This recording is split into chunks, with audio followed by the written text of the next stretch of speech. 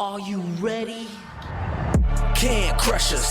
It don't really get no better than this the podcast that you're looking for. If you're really heavy into wrestling, hosted by the Mark. Energy that's so amazing. Gotta keep it entertaining. Rep the Can Crusher Nation. Yeah, you know what's going down in the ring. Lights out when you hit a ding ding. Knock 'em out like boom, bada bing. Hold it down, you can crown me the king. Gotta shout out to the Miz and Duke the Dumpster. We choke slamming everybody, power driving, hit 'em with a face buster. Yeah, this the show you need, and it ain't no need for waiting. Mark, hold it down for the Can Crusher Nation. All about wrestling and keep it entertaining. Can Crushers Wrestling Podcast. Time to break 'em, let's go. Yeah. Can Crushers. Yeah. Can Crushers. Let's go. What is up, Cheeseheads? It's the Gorgonzola Rock and Roller, the Sultan of Swiss, the amazing Asiago, your favorite part of the charcuterie board. I am the cheese, and you're listening to the Can Crushers Podcast, one of my favorite podcasts, and I hope you'll listen again.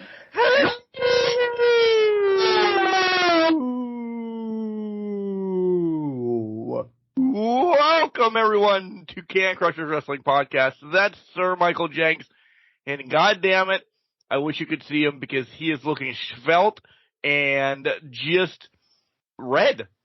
Very much red. I am giving Seth Rollins a run for his Grip King status, so here's to it. You have a very heavily alcoholic beverage. Yeah, I poured this a little bit too heavy. I still have the Southern Tier cinnamon apple whiskey in the freezer, and I poured this really heavy-handedly. So it's a really heavy hand. I can see. It was 3/4 of the way full. Rocks glass, guys, 3/4 of the way full. Cheers. This is gonna be a fun night. It'll mark the mark. So we'll get there, but I'm drinking water.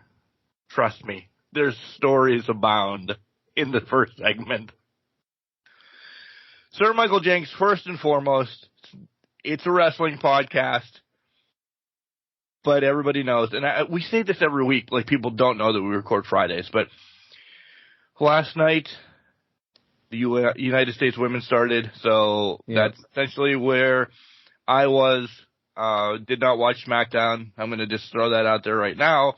It is World Cup FIFA season, and by the way, it is frigid down here for a summer's day. So, yes, the sweatshirt will probably be on the whole show. But underneath, I do have my Kelly O'Hara T-shirt jersey for the United States. I'm trying to show you. I was like, I'm happy you're just showing me the bottom of your sweatshirt. Look at the bottom of my sweatshirt. Look at my sweatshirt. It's a great sweatshirt, by the way. I am jealous of that sweatshirt sidebar before we get into that, because I do love how that looks like a Tigers jersey. And it's number 77 and says Martinez on the back. It says Martinez. I never knew it said Martinez on the back. I only see the front of you in this. I only see the front of you in this podcast. Oh, there it is. Yeah. It was some type of present. I fucking don't know. There it is. It was some type of present from the family. I'm pretty sure I dropped an F-bomb when I talked about this drink, but, yeah, no, that's fair. I will wholeheartedly admit World Cup soccer snuck up on me. I knew it was sometime soon. And then when you start posting about it, and then I'm like, holy shit, it's tonight. Everything's going well. So my docket tonight, or last night when we were when we were doing this thing, was Death by Dishonor, or the ROH pay-per-view is on tonight, plus women's soccer. I have multi-screen set up, so I'll get all of them on. SmackDown will be on, but again, I'm watching FS1, soccer. If you didn't know. It's on FS1. If you didn't watch it, it probably will rerun on FS1 during this week. So, but I'll have that on. And I'll also probably throw on Patrol Live because I'm that person. But, I'm the Drip King, and the Drip King's going to have it all tonight. It's just going to be all in front of me. See, I can't. One and done. Normally, same thing. Multi-screens or anything, Yeah. but I have go back to a couple years ago when a fan sent me, the soccer flag that hangs in our hallway is the word I'm looking for. By the way, we'll get to why I am stuttering like stuttering Tom. He's not drinking, so. But when the World Cup comes, I am just focused. Like I won't. I know I'll have mounds of wrestling to catch up on. I have a week though. You do have a week. And I now have openness. I was going to say, you have a free week. You have things going on, but it's not as packed as the past week has been for you. Yeah. So, yeah. Oh man, how was what was it? 5 days, 14 games. I think that's what it ended up being. Yep. It could have been one more, but one team. If you don't know, and it's up around your neck of the woods, won it. Said, nope, we're not going 15 games, and they shut down the other team. It started with a wonderful matchup, and it ended with a walk-off home run in the bottom of the 7th inning. Really? Congratulations to Wesleyville, the Region 8 tournament champions. As you're listening to this, they're on their way down to Latrobe for states now. And they defeated a team that they have played, I believe it was 5 or 6 times, regular season, other playoffs, Edinburgh.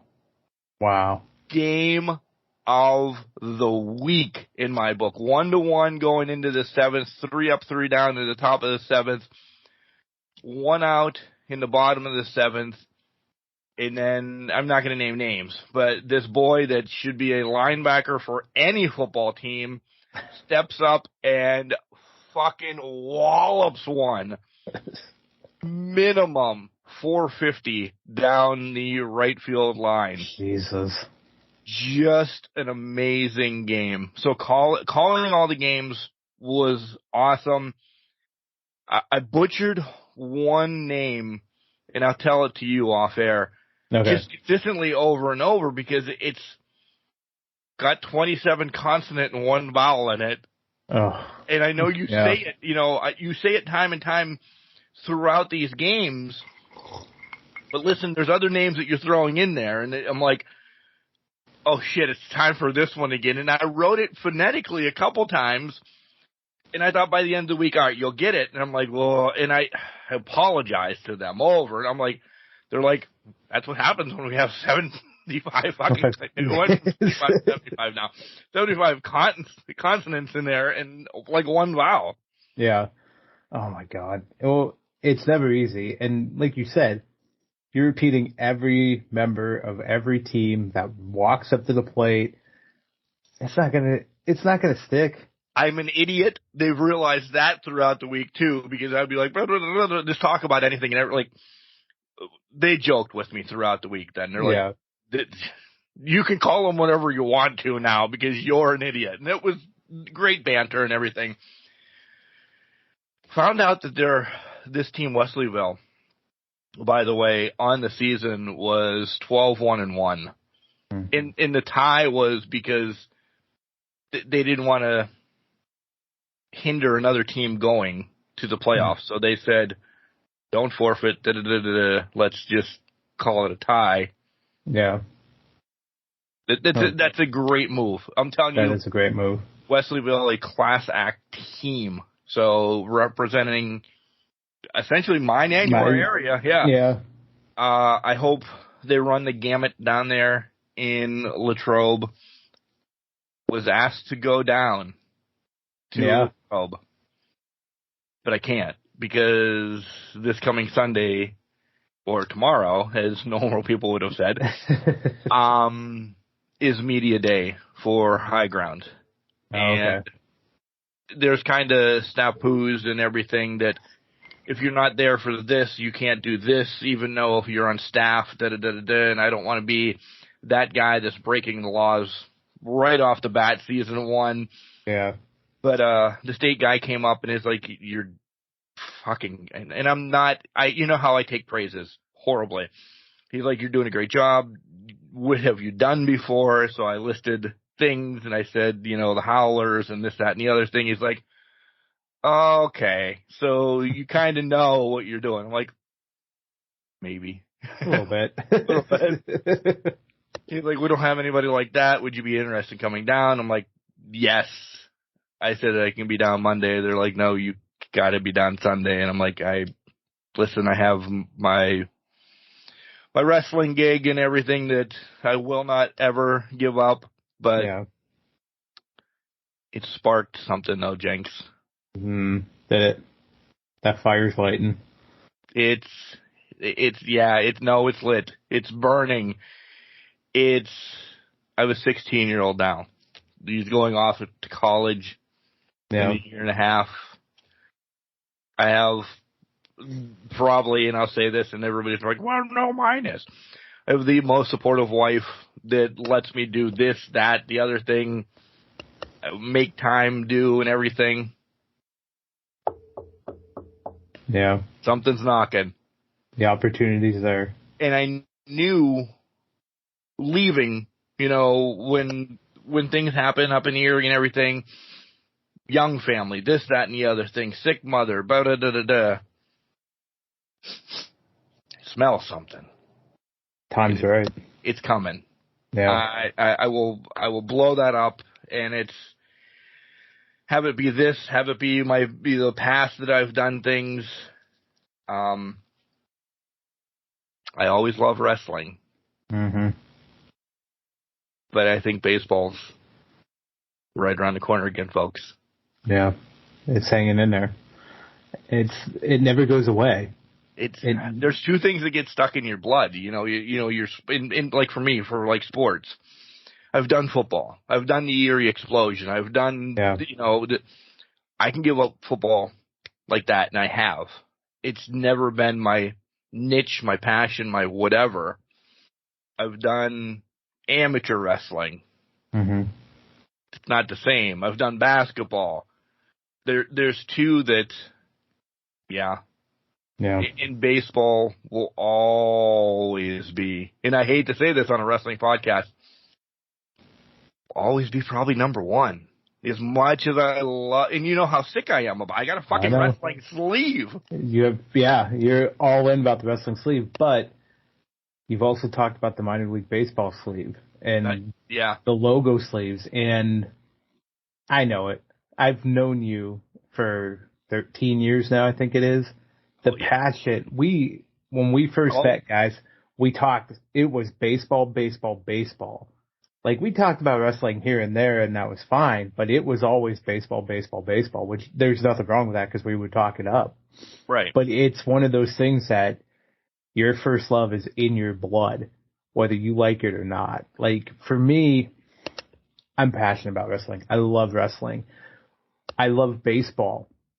But for me, it's always that football aspect of it. Football has always been that key thing. College, NFL, it's always been that top tier. Wrestling I fell back on when, my God in heaven, it was entertaining. I was a kid. It was nostalgic. Then when I got to college, I've talked about it here, that was the only thing I had. I didn't really have friends at that point. So I was like, I was online, YouTube, whatever I could find to watch matches and just watch things over and over again because that was a fun way to fill the time. But it's that special aspect of things where you get that passion, you get that love affair for something. The fire never dies. It might dim a little bit just because of things going on. Life. Yeah. But life happening. But it will reignite at a moment's notice when time is right. And I think it's the same thing for professional wrestlers and things of that nature. Their passion, their fire is professional wrestling. It is that thing. They love doing the other stuff like football or like Miz with celebrity softball. They're running their leagues and all that. But it's the wrestling ring that calls them. Right. So when you find something that you're passionate about and that you have a niche for, you hang in there. And it could be Real Housewives if you're a lady or guy who loves it, because that seems to be what Kimberly's passion is. But hey, that's fine. It's something that, or Hallmark movies, Christmas Hallmark movies, man. It's Christmas in July right now, by the way, on Hallmark. I do know this because Oh, I know this too. 4 people in my house are watching it religiously. The dogs are sitting on the couch now, like, oh, it's Santa comes over to North Maple Street. I will say it's not Kimberly this time. It's my mom that's like, oh, it's Hallmark Christmas. Every time I go over the house, Hallmark Christmas is on, and I'm like, I'm leaving. Yeah, I'll see you at the holidays. See you in August. But it's a passion. If you're passionate about something and you love something, you gotta do it. Yeah. Again, you don't know what that opportunity or thing is knocking. This just happened 2 days ago. Exactly. But you know, in your heart of hearts, something came up. Refresh the resume. Yep. Get some sound clips. Do this. Show what I've done. Being maybe, as they called it, like the leader of entertainment and this, that, and the other. Maybe, and I'm not sure. It's not play-by-play. Maybe it is the entertainment host, or maybe it's this, but there's definitely something, and it's cool when I had people from your area. Listen, I love St. Mary's and Kane and Bradford and Brockway and Wilcox. People are like, "Hey, Mark!" They're yelling at me because they've seen me, week in, week out doing games. Right. Love your stuff this weekend. You're not playing the same crap. Da da da da da. That's cool. Yeah. But I hate to say this, I personally know them. Yeah. Literally personally know them. Good, you're stroking my ego. When I have Bob Smith from Edinburgh or Wesleyville or Meadville, somebody from all those teams coming up are like, you're doing an awesome job. We don't get this when we go to other regions. You're doing, I did quizzes. I did like this things in between innings instead of, hey, I'm going to play Motley Crue and that's what you're going to listen to. I put together a package and people had fun, I think, at least the 3 randos that came over and told me. But it all clicked when the guy from the States said, you want to come down? We don't have anything like this. I'm like, I'd love to. Yeah. I have one thing. And it's also the media side of high ground professional wrestling that is me. So I have to take care of that on Sunday. But yeah, so there's a fire. There really so much is a fire. And you remember those long hours where we roll in at 8 o'clock in the morning and then we're only rolling out after midnight, 1, 2, yeah. During the week, it didn't bug me. This was like a 5-day homestand for me. You got it, and then the day right after the homestand, everybody in the front office is off. Yeah. You're dead. Mm-hmm. I had to go to work. Son of a bitch, and work back into my life as well. I went to work, and I came home Thursday, and I slept till Friday, essentially. Yeah. With an hour of eating time in there at some point when the family came home. And then Friday, kind of today, as we're recording, still kind of the same. I'm not, let's rewind, 33 when we were doing this or anything. 46. The time has changed a little bit. But in the time, I didn't know it. Once I woke up and I was at the stadium, I'm bouncing around like an idiot. You know, like a 23-year-old kid. But when my head hit the pillows at night, there was no needing to go to Sluggers. There was no needing to go to the corner bar or anything like that. Yeah. Well, it's always amazing when you work those long hours. And you brought it up, the next day you're dead. I remember the Sunday the homestead ended because it was a day game. You get home about 5, 6 o'clock at night.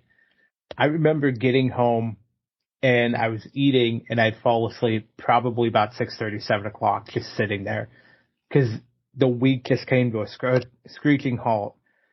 I have never slept better than Sunday night into Monday because I'd fall asleep 7 o'clock and I wouldn't get up till about 8 o'clock Monday morning. It was just deep sleep. I long for that sleep now, but it was such a deep sleep that it was like, so relaxing and just that was like my Thursday sleep, dude. oh man, that sleep. It really was. It was a great I don't remember the last time I've had 12 hours of sleep essentially in my life. Yeah, God, can't even remember the last time I've had 8, let alone fucking 12. And like, people are probably listening to this and they're like, God, these fucking people were taken advantage of. They were put on. Yeah, hey, as an intern, quarter an hour. We figured it out the one day. It was fantastic. It's heavy sarcasm, but it was intern rates. But nothing compares to being in the stadium with the crew you're with and doing everything that you need to do to get things done.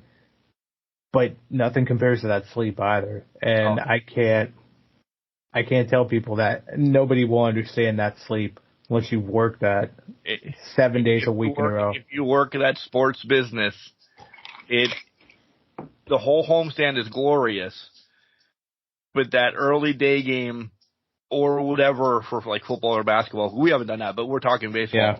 That early day game, getting to wrap everything up and really not worrying about the stadium because they're on the road. You now have a week to readjust. So when it's over, go home. We'll deal with everything tomorrow or 2 days away. Need to be done until 2 days later. Stadium cleanup. Cool. They can come in at 9:00 Monday morning. Yeah. Beverages and everything kind of just sat. Yeah. Boom. Go home. And everybody was like, do you want? No. Nobody wanted to go out. Everybody was just like, see ya. We love you. There's always that one person that wants to go out and everybody else is like, no, we're too smart for this. We're going home. Yep. I want to see my family. I just want to be well acquainted with my pillow for the next 12 hours or so. Right. I'll see you later. Yep. There was even times I was so dead, I didn't even come home. Oh, yeah. I remember when the team was on the road, there was maybe a period that I'm like home for 2 days and I'll be back because I could do my stuff via email or whatever. Send it to the family. I'm like, I'm tired. And they're like, all right, just stay in your apartment up there. Yep. And it was nice. So, but the itch is back essentially. The itch is back. And people were like, wait, last week you guys were just talking about episode 500 and being sponsored by Podurama and being on IMDb. This is not coming to an end. Don't worry. That's not because I got the itch. There's always ways to make this work. But essentially because I'm not getting a job in baseball until December in the winter meetings. That's really when I have to have everything buttoned ready to go. Yeah. Yeah. So. Which makes sense. And hey guys, I, for this entire week, did not forget that we were on IMDb like I did for the 20 minutes last week. Yay! Woo! I clapped and the dogs went to the door. You know what's funny is you clapped and Bailey walked in and just dropped on the ground to fall asleep. Here. So on IMDb? Great. Great. Now they talk about this again. God damn it. So that was my week. There's a spark. There's avenues that I'm looking at, and I've already thrown some feelers out to some people that are close in my network that I have like in my back pocket. So nice. We'll see. It may not be with a legit team. It may be doing some other stuff. Team. Yeah. Team down by the van. Down by the river, but there's endless possibilities that I have thinking of. And honestly, I'm going to leak a little bit. Kids from where I am to where Sir Michael Jenks are don't get looks, and I'll leave it at that. Yeah. So. That's fair. We'll if it's help to get to, I'm really going to just fucking give it out, but if it's help to get to a college or if it's help to get to more looks is what needs to be done. So, yeah. But if a team calls me and says, hey, let's get going, there's possibilities, and one of these weekends, probably in like October, you won't hear from me because I will just be nailed in buttoning things up. That's fair. No, that's fair. At least you're waiting until after 500. Right. September 16th as of right now. Yeah. So that was my burning, extend, and then wrap. It was like I took like 18 Red Bulls. By the way, I probably did drink that much Red Bull this week, which essentially that's why I'm drinking on the podcast. I know I need to cleanse. It was ballpark food. And by the way, for a little like high school / Legion concession stand, yeah, pulled pork, hot sausage, homemade pizza, hot dogs, hamburgers, nachos, soft pretzel. I know it's like, no shit, Mark, that's all ballpark food. But it was all homemade stuff. Or in the morning, you would bring in like staff extra, like random food. She's like, you guys aren't eating enough? This woman took care of the staff. The 5 people that ran this damn tournament. She made sure that we had one decent meal into us in the morning. That's awesome. And then she would text me because I was stuck in the press box. What do you need to eat? I'm not hungry. You have not been down either for a Gatorade or anything. I'm like, you're just going to start me a tab. She's like, yeah, I will.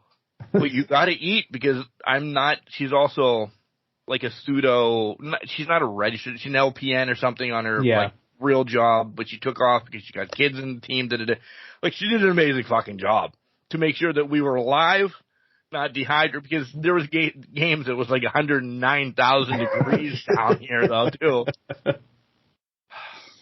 14 games, only 1 2-hour rain delay. That's impressive with the amount of rain that rolled through the area. That is very impressive. It was unbelievable. I'm telling you, not patting ourselves on the back, but fucking taking credit for where credit's due. Well-oiled machine that kept ship going. Grounds crew of 2-3 high school kids know that field better than anybody else. Yeah.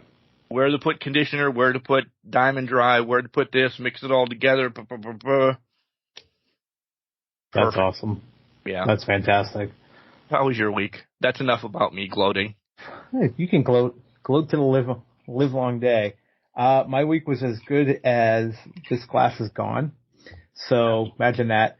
No, it was a good week. This week is always a rough time. Give it away. Tuesday. I love it, by the way. Thank you. I appreciate that. Tuesday is the anniversary of when my dad passed away, so it's never a fun time of year when we talk about that, which also sucks because it was also a week after my parents' wedding anniversary. So really rough time for Mom. But outside of that, it was a week of kind of light, a lot going on.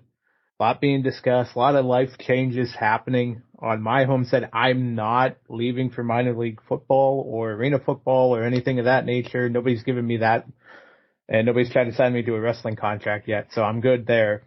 But it's personal life changing stuff that's exciting, and we're going through it. We're knocking things out, if you will. Outside of that, work was easy peasy lemon squeezy.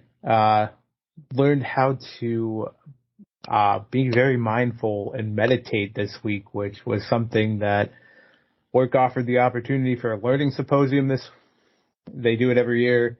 I took advantage of some of the courses, and the meditation one was very, very relaxing and very much needed.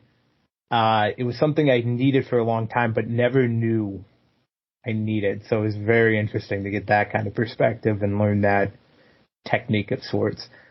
The key. He gave me some of this prior to recording, and I can't wait to try this out tomorrow. Yeah, but the key is I also have to make sure I take the 10 minutes to do it, because with it, that's the whole thing with it is if you're constantly going and your mind's racing and you're doing this, that, and the other thing, and you're thinking about things in the past, having depression, thinking about all that stuff, and then your anxiety because of what the future could hold. Right. It's just fighting you in a freaking 5 tornado going on here. My God in heaven, if you take the 10 minutes to center yourself and bring yourself back to the present, it helps tremendously. So I love that. So now the trick is to make myself do that. I don't know if I do it every day, but I'm thinking a couple times a week would be probably smart, is a smart kind of thing to do. Also, I take my blood pressure at home just to check on it, make sure things are going right because of past family history and all that. It was pretty low this morning, so I mean, it must have did some wonders. If it's that low, it was low. So, but it was good. Yeah, man, just taking it one day at a time now. And that's all you can do. Anything you want to do, one day at a time, keep it present.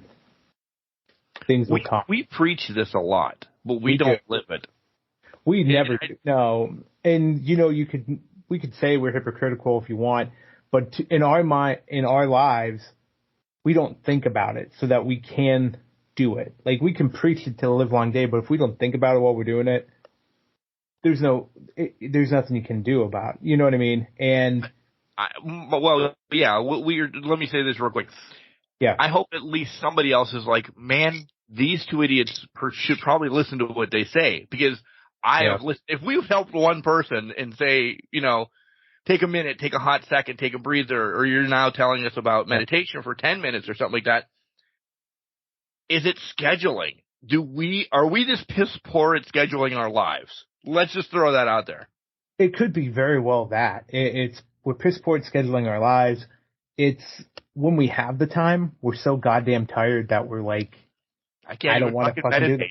Because I'd probably fall asleep while I fucking do it. So it doesn't matter. You know what I mean? Right. So I think that plays into it a lot, is when we have the time, we're just fucking tired and we're dead to the world. We talk about the homestands and all that. That's probably why we live the unhealthy lifestyles we live now. Because we were like, we're generating 15-hour, 16-hour days, and that's how we operated. But to your point, I did have a meeting this week where somebody reminded me of the good I'm doing at work, which was fantastic, because I'm trying to do things to build myself to get into a more coaching, mentorship, leadership role through work. And I never thought I was making a lot of difference or making some good things happen. And, you know, I could see a task list I'm completing. It's fantastic. But somebody actually stopped and said, hey, I'm noticing how you've grown so much since the beginning, since I started knowing you 2 years ago to now, and how much you've accomplished this year, that you're doing a lot. I need you to recognize that you're doing a lot, and don't forget about that. And yeah, right. I was doing D'Lo Brown after that, just kind of shaking my head. And I appreciated that stroke of ego, but I think that also, it was somebody that I had lost contact with. I was having regular meetings with, and then I finally reconnected, said every quarter, hey, let's get something on the calendar to touch base with. She was wonderful. She helped talk me up, and I'm questioning why I ever let the meetings get off the calendar to begin with, because she has always been a good sounding board. So I thank her for that. But yeah, sometimes you just forget too, Mark. Yeah. That brings it back. You just forget that even though you're going, you're doing a lot of good. And we tend to focus on the negatives instead of looking at the positives and what we're actually doing. Especially and you. Let's just throw that out there. Because we think about it, if we could accomplish something, that's just what I'm paid to do. That's just my day job. That's what I'm here to do. You know, I'm just doing what I should be doing. But in reality, you're making a hell of a difference by just doing certain things to you, doing the quizzes during the break, playing, having fun with the teams, doing something other than just throwing on rock music and not giving a shit afterwards, right? For me, I'm taking the extra mile, taking the steps, listening to teams, communicating out with the teams, trying to get things from them, but also give them back to understand, so they understand the value of what they're providing and that it's worthwhile. So we take time. You just got to take time. Yes, we may not listen to our own advice on here, but we try. We sure as hell will try. Don't get us wrong, but sometimes you just run yourself ragged and you totally fucking forget. We'll get to wrestling. I do have to say this. we do what we do because we love it. Last week I joked about how I'm like, well, I'm going to be dead. And I was. And Yeah. I burned myself, and I knew I was going to, but it was for, and this is a generic way, it was for the good of the game. And I didn't think anything about putting, songs in or the quit. That was just Mark being Mark. And I'm gonna step back and look at myself now. That's just Mark being Mark. I didn't do anything extra. I just did what I did. But for that other guy to come up and said, "What the hell are you doing? This is amazing," in Mark's terms, I'm like, yeah, that's just kind of what I do. He's like, yep, we're not going to have that. And that kind of made me go, this is my everyday thing. This is like just, I do stupid things on regular season games. Yeah. And you don't have, so that's where really, he's probably the match holder of the next, whatever venue or whatever I go down path, I guess, not venue, because venue's one solid area. You guys understand. Yeah. But yeah, he's kind of the match holder probably for all of this, saying you probably shouldn't be just here. Yeah. And in my mind, 2010, 2011, 2012, I knew that life can kind of get put in that back burner. It was lit. Maybe he's the gas holder. That's even better. Yeah. It was always lit. You know that. I know that It's about a pilot light. Yeah. Yeah, he just threw some gas on it, and I'm like, oh, okay. So we do listen to ourselves. It's just day to day. Sometimes you can't do it. Yeah. So, as we transition to wrestling, I'm going to bring it screeching down real quick because we forgot something last week, and horrible that we did forget it because we were on such a high with IMDb and Podurama and all this other stuff going on. And I have a little bit of a story, and I'm saddened by it, and I think you now know where I'm going. Last week, professional wrestling world lost Mantar. Mm-hmm. And people were like, oh my God, the Mantar, the shtick was bull. Yes, but he was a human being. He performed for us. He had other, worldly possessions and accomplishments. Accomplishments, yeah. Is a word I'm looking for. And he was there as a wrestler for us. My story now, and then Jenks can fill in with whatever. Mm-hmm. About a month ago, I connected with him, found out his stuff, and we were in the works. He was going to come on in mid-August. We literally were working dates out a week, 5 days to a week prior to him passing away. He's like, let me shoot you some dates. You shoot me some dates. Da-da-da-da-da. When I told Jenks and he saw it posted and everything, I said, man, this is rough. This is rough. So talking with him just over social media and everything, he was so excited, but he had just had things going on. Mm-hmm. And this is the way when we get legends and stuff like that on the show, it takes 6 to 8 weeks sometimes. It's not, hey, do you want to be on the show? Yeah, cool. I'll call you tomorrow.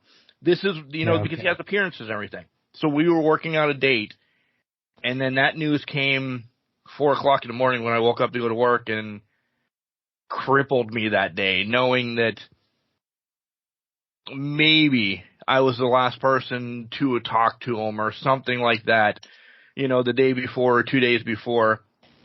And I know his family was around him because now that you read everything, his family was there and everything. But in that little moment, I'm like,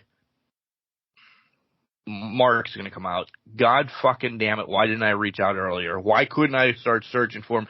So I felt not heartless, but like just a huge hurt in my heart that Can Crushers did not give him one more time to tell a story, and we could be on joking with him and everything. So, last week we forgot to mention Mantar, so I'll raise my glass and I'll say, rest easy, Mantar. We love you. Thank you for talking with me over socials and getting things scheduled. I'm so sorry it didn't happen. Yeah. Mantar was one of those things where if you're any type of fan, you bring him up as, do you remember when they did this gimmick, right? Right. And it's in those conversations, you think it's funny and whatnot, but at the end of the day, he ironically made a lasting impact in a lot of our memories because, yeah, Mantar gimmick was as silly as they come, but it was something that we remembered and we cherished from our childhoods. And let's be honest, he was a pretty good wrestler for when he did it, and he made the most of his opportunity. Any one of us would have donned the Manitar head.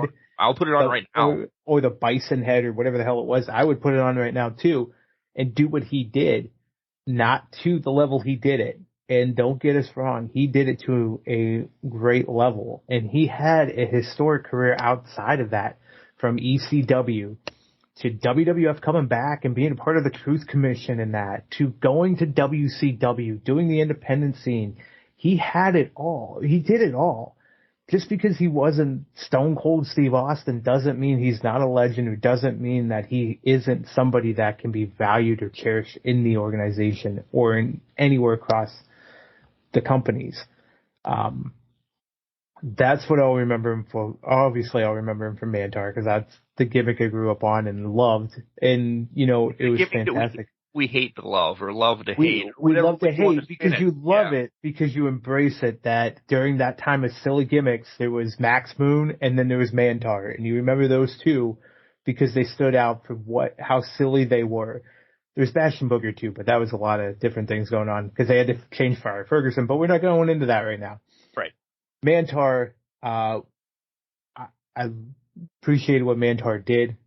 He was unique. He stood out in his own right. And honestly, I would have loved to heard that interview if it happened with Can Crushers. You were going to be on it. Yeah, I know. I would have been. Yeah, I know. But it's one of those things where, you know, you mentioned you kick yourself because we didn't have him on sooner to tell his story one more time, to go that extra round to hear him talk about it.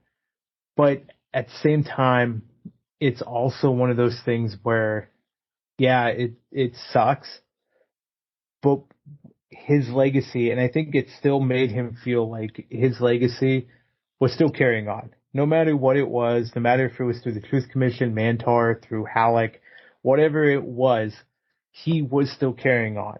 And people still remembered him. And that's still, I can't speak for the family, I can't speak for him, but to me, if somebody would remember me like that, even if I played something that many people would consider a small role, some people do consider it a major role. I do.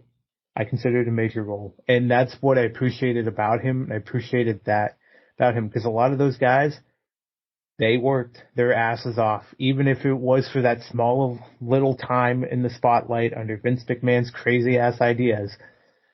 It was still a lifetime of achievement at that point. They made it. They made that threshold, and we should honor him. I will raise my glass to him. I wish there was something in this right now so I could drink it. Actually, there's some things in here. Love you. Thank you. Rest easy. You know, I also read that he had the same thing my dad had, so it does bring it kind of full circle a little bit too. So, rest easy, Mantar. All right. I have no hot topics because when we get to wrestling, you'll find out why.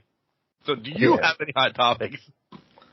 Hot topics, nothing hot topic wise. Seth freaking Rollins on Logan Paul, Impulsive or whatever it is. If you see, I've only seen the clips. There's some good topics that seem to come out there. Also, I knew deep down it was Becky Stylist that got Seth on this path that he's on now. So it seems like it's a good listen. I haven't had a chance to listen to it yet, but if you get a chance, go ahead and listen to that. I got nothing because you know I'm going to sit here and gush over 58 minutes of pure wrestling entertainment that occurred this past weekend. So I'm good. Yeah. No hot topics. Let's do that next. But of course, it's time to pay the bills. You got to pay the bills.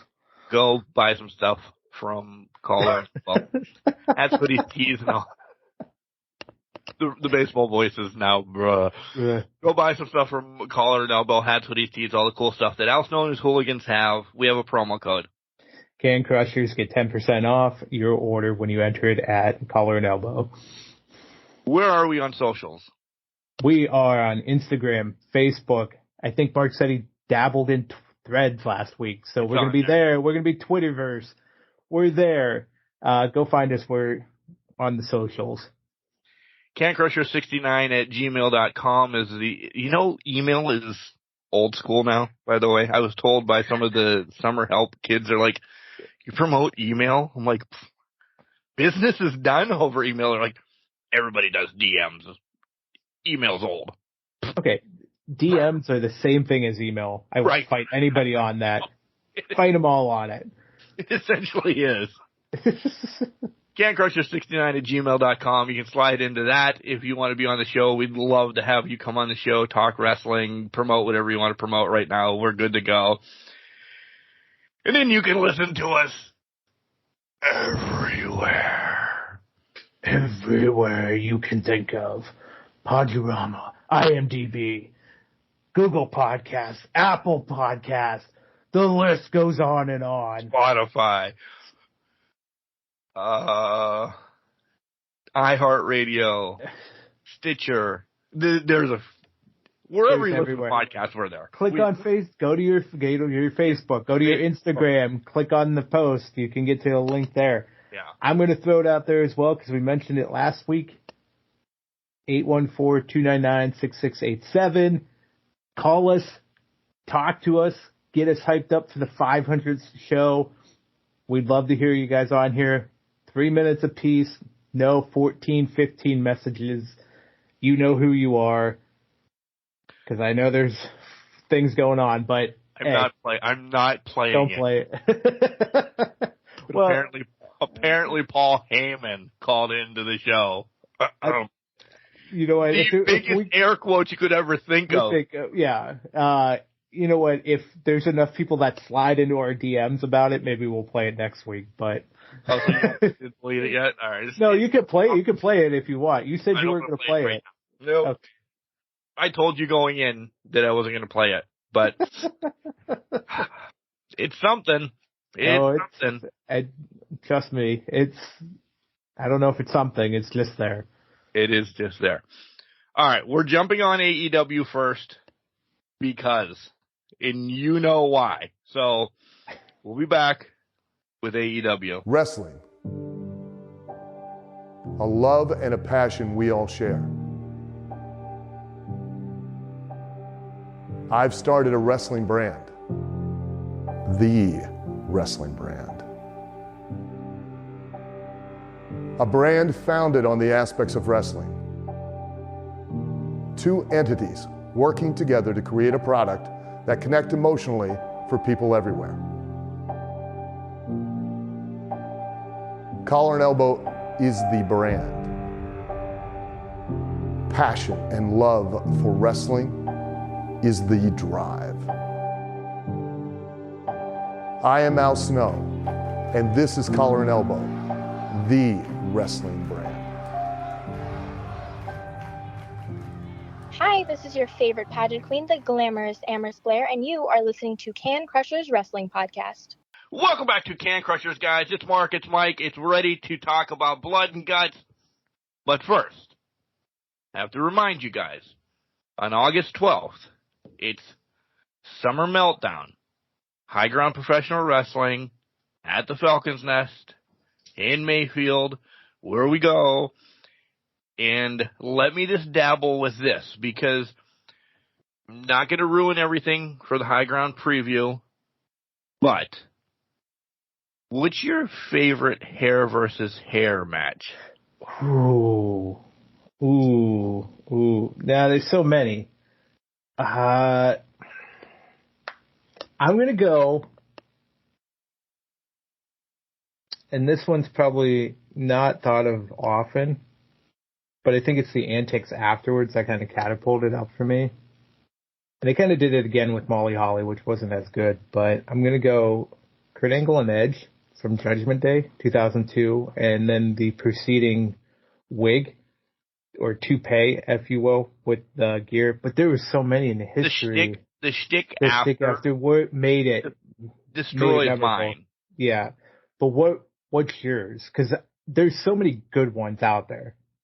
Mine is actually way farther back than yours. I know. I figured it was. Mine is Pistol Pez Watley against the Boogie Woogie Man, Jimmy Valiant. Okay. Just Jimmy Valiant had this straggly hair. Everybody knows he's a hippie, kind of whatever. He still is to this day. He's alive doing Comic-Cons and everything. Still looks the same way, just thinner and older. But Watley, had that nice, like Jerry Curl fro kind of thing that he always represented with the top cap, and then and then he got it buzzed, and then he was just bald and beautiful then.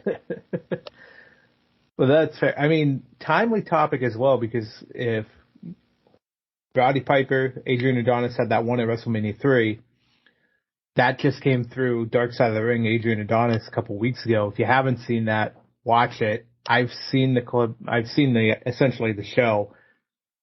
Unreal. Like, just how things transpired so far, with that. That's my favorite Dark Side of the year. I've watched them all. I did, listen, folks, and I'll throw this out there. Before I watch wrestling for the week, I get my Dark Side in. Abdul is this week. If you haven't watched it, I won't ruin it. But not a lot of new stuff comes out. A surprise kind of on the show with who's on the show talking about them. But still good. Good. And to promote one more thing, Abdullah the Butcher is going to be at WrestleCade this year. That's what I heard. What's going to be? Talk about going right over, pushing people out of the way. By the way, making it happen. Yeah. Oh my God. Also released this week, Alicia Fox, Fuego del Sol. Like, it's now time for Mark to start putting some money away again, because we already purchased our Bryan Danielson, meet and greet, so Kelly can get the picture and I get the autograph. Yeah. But I don't want to say undercard, but listen, no knock on Fuego or Alicia or Abby or anything like that, but they have a huge touted, and the big one has not been announced yet. So yeah. I mean, Bryan Danielson not being the big one is pretty fucking crazy. That's insane. He was the first one that was announced, and brought everybody in. But he's not the big one yet, because they always wait until like midsummer to get one more push on tickets. Well, which is smart. I mean, think about the build-up for the year and all that. But you have idiots like me. Boom! House payment gone.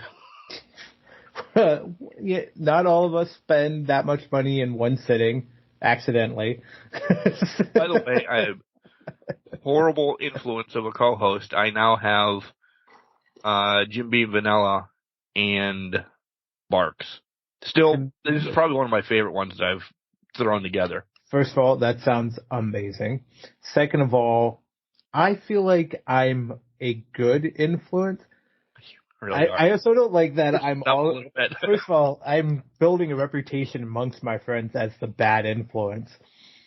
I just want that known. You're not the first person out of the people I know that call me a bad influence.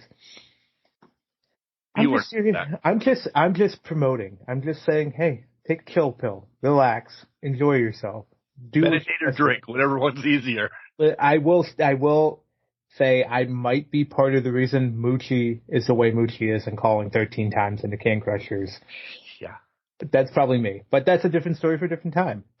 But but WrestleCade's lineup stacked. I mean, you were going to have to start saving up money anyways. Mania tickets are coming on sale in 4 weeks. I know. So that's the big one. And I looked, And that actually came across. And again, we'll get to AEW here in a second. We'll get to, yeah.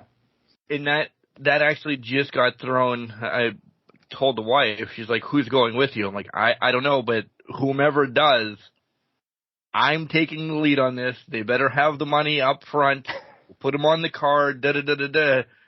Because if your ticket's not being by me, we'll see each other at some point, but I would love to sit like if it's me and you, I want to sit next to you. But yeah, if you're like, well, and listen, folks, I'm not going for the $10,000 package. It's getting my ass there. It's somehow. I want to be there to understand it all, love it all. I understand it, but you experience it all.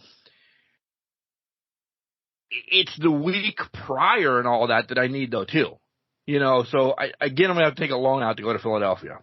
Yeah.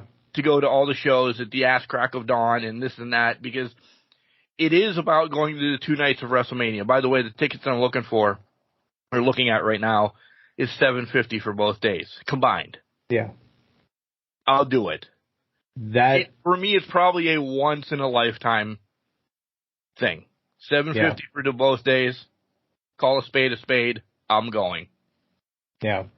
I mean, that's what I was looking at those packages they sell on WWE, and I'm looking at them like, I feel like I can get them just straight up $750. Looking at those, it's the debate. Do I stay for the whole week, watch everything, or do you just go for the WrestleMania experience in that aspect? Oh, I'll be living in the Jeep down by the... I know, right? Because you're like parking in the parking lot, just living out of a van down by the river at that point. Because it's, first of all, hotels are going to be astronomical in there. But, so it's a lot to play with. Man, if I knew, first of all, if Kimberly's brother was still living in Philadelphia, and second of all, I knew him well enough, I could crash there. Don't know him well enough, and he's moving out of the country later this month, so son of a bitch, it doesn't work anymore. But it's a once in a lifetime thing, and you kind of have to just bite the bullet. The downfall is I continue because pessimistic Mark. It's April in Pennsylvania.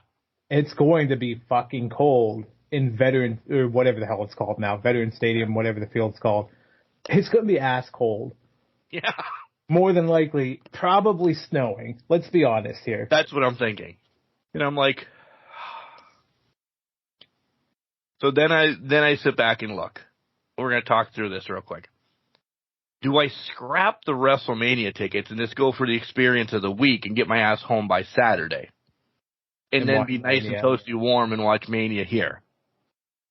I can get access. I can get the shows. I can still probably high five, somebody on the WWE roster or whatever.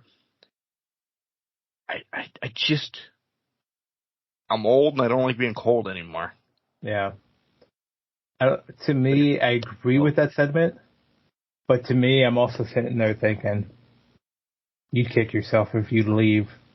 If you were there a whole week, you'd kick yourself and not say Saturday. My life could change after tonight or tomorrow, though, when Kelly wins the $700 million. Well, you know what? Agreed. Mine too. Your license. And if that's the case, I'm splurging on a $10,000 package. I'm sitting next to Mr. Green Shirt. No, I'm knocking Green Shirt out of the front row. That's what's going to happen there.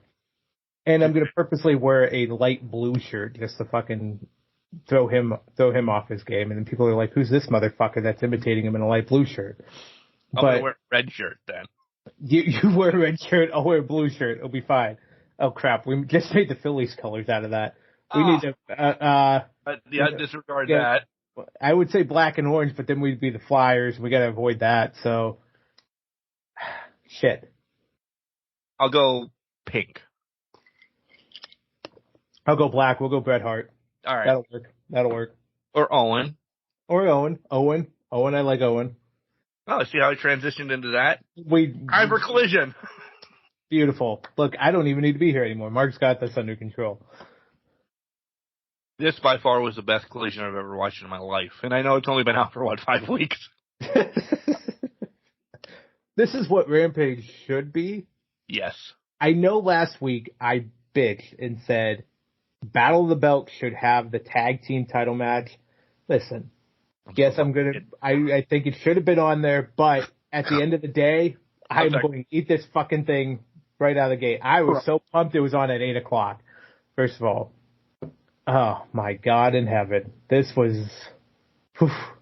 Listen, tag team match of the year. Oh, 100% tag team match. I will even put it up in match of the year contention because I don't see anything eclipsing it, and every time I fucking say that, something's going to get close to eclipsing it. Those two do, and I'm meaning facts. Yep. They find a way to top everything they do. With the Briscoes last year, it was 2 out of 3 falls topped the original match, and then the dog collar match topped the 2 out of 3 falls match. This year, the Guns and FTR was amazing. Put on a show. Was amazing. Many men put on a show in that match. Ha ha ha. Now this 2 out of 3 falls. It did. Well, then let's actually take a step back. FTR Bullet Club Gold, the first match overshadowed the Guns. Yep. This overshadowed that one. And there's so many more possibilities. I mean, honestly, guys, we have just under 6 months left. And I think all of us believe FTR Young Bucks 3 is coming at some point this year. So this is hard to top. It's upper echelon right now. It could, though. Just because of the talent involved. Agreed. Yeah. Agreed. And I was one that when it was at 8 o'clock, and I'm like, this should be your main event. Mm-hmm. But, again, AEW does it different a little bit. Maybe time constraints, and they were worried about not giving them enough time or everything. After watching it, I'm like sweating again, so I'm like, good Lord, thank you for putting this on first. Not that the rest of the show sucked. No, it was great. But I'm like, this, yes, thank you.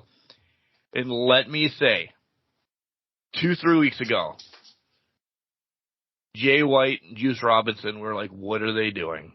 They are not, I'm not saying that they are not AEW caliber. They were not Japan caliber coming over being where they were lost in a shuffle. Yeah. Well, they're now the fucking dealers. Because as much as I'm going to give credit to FTR, again, by losing, I think they got more momentum out of it. And then by losing.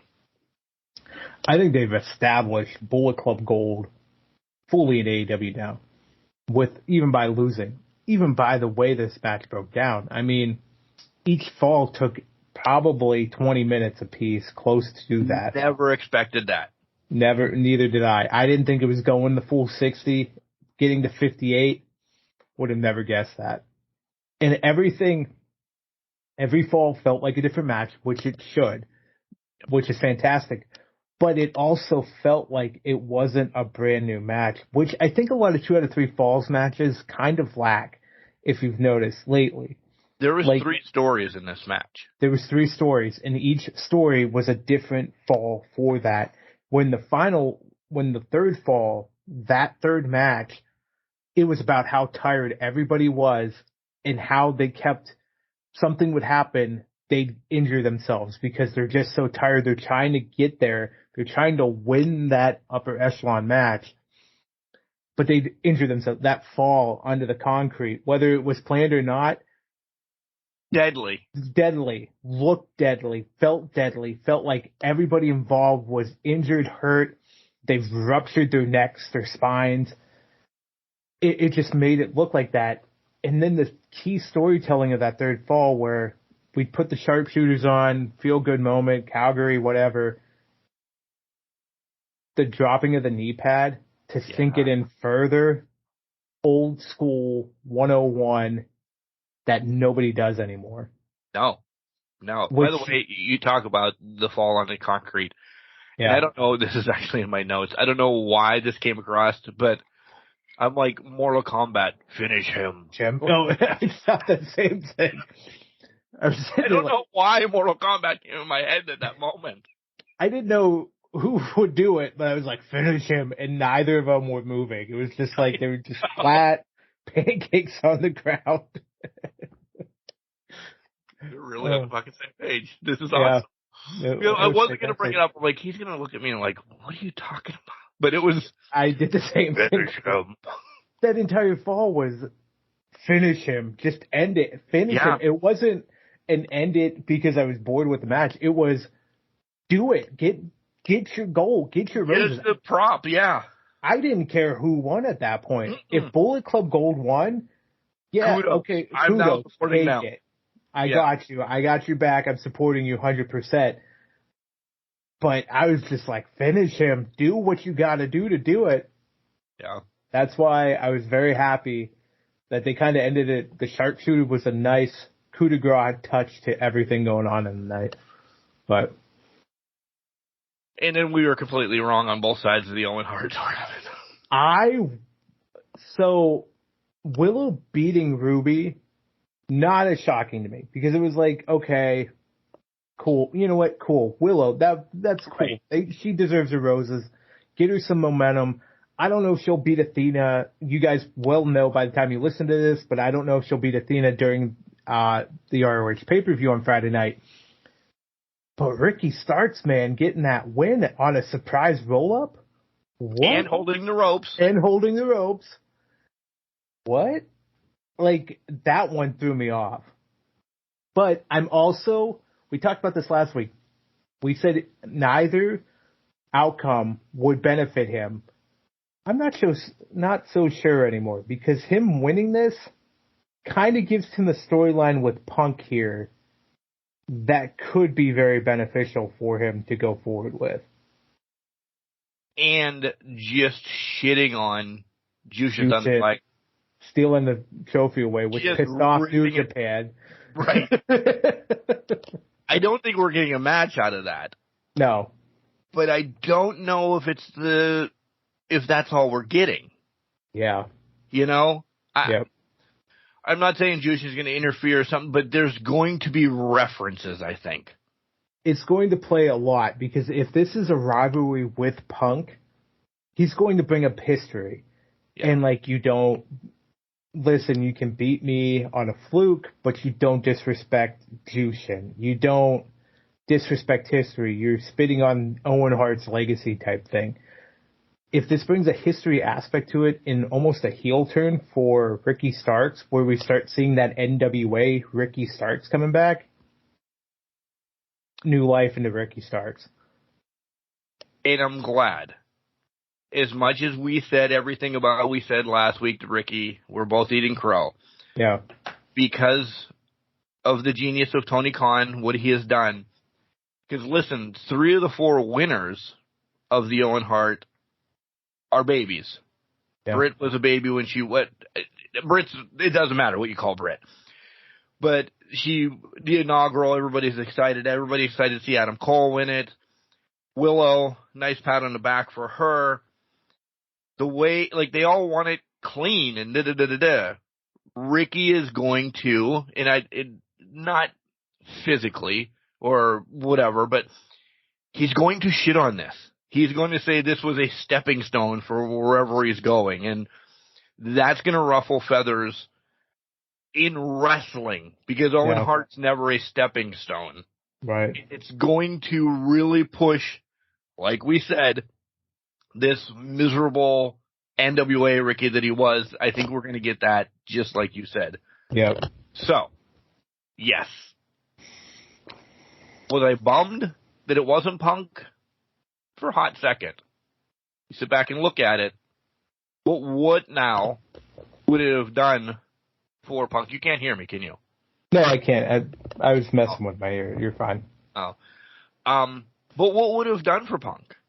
Absolutely. Now we think about it, nothing. It would have just been a pride thing at that point. Like, right. Oh, I won the Owen Hart tournament because I'm the biggest Hart family man, right? Which, this is how this tournament should be. This is how the King of the Ring should have been. And this is how this should be. I'm not getting back on the King of the Ring, but this is how it should be, is these tournaments are to get people to the next level. We would have been fine if Ruby won. We would have known it was hook by crook. But if Ruby won, it gets Ruby up to another level. Right. Willow Which now, she needs to be at. which I agree with you wholeheartedly, but it also makes me think that Tony Khan already sees her at that level, so they don't need to elevate her as much. Willow, on the other hand, she won the NJP, whatever, New Japan Pro Wrestling, Strong Style, NJPW World Title, or Strong Style title, but it was because Mercedes got injured, and they had to call the pivot in the match. Nothing wrong with Willow winning it, but they immediately got it off of her as soon as they could. But I think Tony Khan also recognized Willow, Sky Blue are that next generation of talent that we need to showcase, and everybody knows this. So giving Willow that stepping stone of, you're there, girl, go for it, take it off, I think it creates that illusion. And again, whoever wins between Willow and Athena tonight, it gives that illusion for that week. Even if Athena wins the match, Willow's no pushover anymore. And it's a legitimate threat, as opposed to when they fought for the world title a couple months ago or several weeks ago. So I think that is what they needed to establish with it. And I think people kind of lose track of that sometimes. We do. Yeah. We do all the time. So that made sense. The Ricky Stark thing, hindsight's 2020. Yeah, Punk should have lost it for the good of the business to get Ricky Starks over with, get him more involved, get him some sort of accolades, get him built up, and let's get that NWA son of a bitch in here. I'm excited. I'm ready for that stepping stone, but I also think it's leading to Punk and Starks at All Out or All In, one of the two. I think we're going to see them cross paths. I don't think that was the last time they were going to cross paths with this. I don't either. But I want to wrap back around to one more person that you brought up, who we haven't seen probably a couple weeks. Yeah. Sky Blue. Mm. All right, so Stat has the TBS title. Stat probably run with it for a while. I think Sky Blue is your next TBS champion. Have it be Sky turns. She's a fan favorite. Right. One, because of her, and let's call a spade, because of her beauty and everybody's just gawking over her. Right. But I think I think we're going to see a transition in AEW of a little bit of a youthful movement, especially maybe in the women's division, to give the test before we full-fledged it into the guys with maybe tag team first or something like that, just to give up this little youthful movement. And why not give – everybody's behind Sky. Everybody loves Sky. So, and everybody loves Stat. We just need somehow for them to cross paths, and I think it's going to be a great match. So, is it a prediction? I don't know, but I think at some point she's going to be that TBS champion. I think it's going to be hard-pressed to run Jade's length out of the way. Jade will probably be the longest for a long time. You're going to see Sky doing some things to make hers like, holy shit, she's really doing this. Maybe a la Orange Cassidy, that she's defending it every week, because Stat has it. You love Statlander. What's Stat doing with it? And I know she did defend it, but I'm just saying, Well, I want to go back on one of your points there, saying you said the women are kind of leading the way for the men. I mean, we've seen this whole year. AEW is, their theme for 2023 is the youth movement.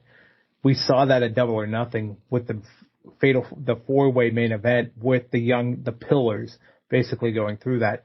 They recognize Jericho, Punk, even Paige are not the future. They're the guy. They're there for veteran support in that, And Hangman Page is going to be in and out of the title picture. He's young enough that he can pop in and out.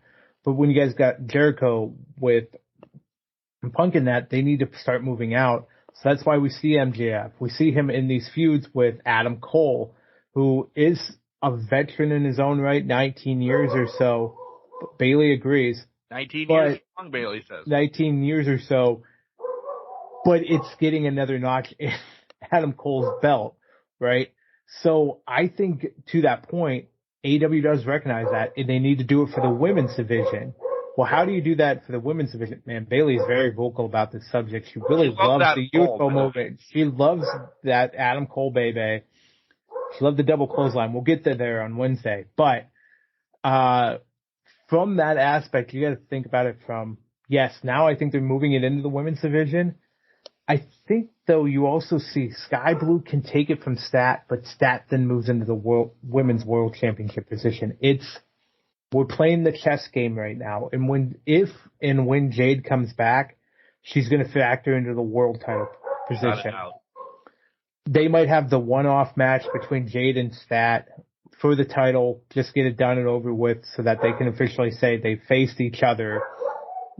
And she is really vocal about this. She is impassioned by this whole thing. She loves AEW Women's Division. She does. She loves it. But I agree with you. The youthful movement is happening in 2023 because in 2024, I think AEW wants to say the youth are now the vets and are now our focus. And our vets are here to play that supporting role to get that youth even further over.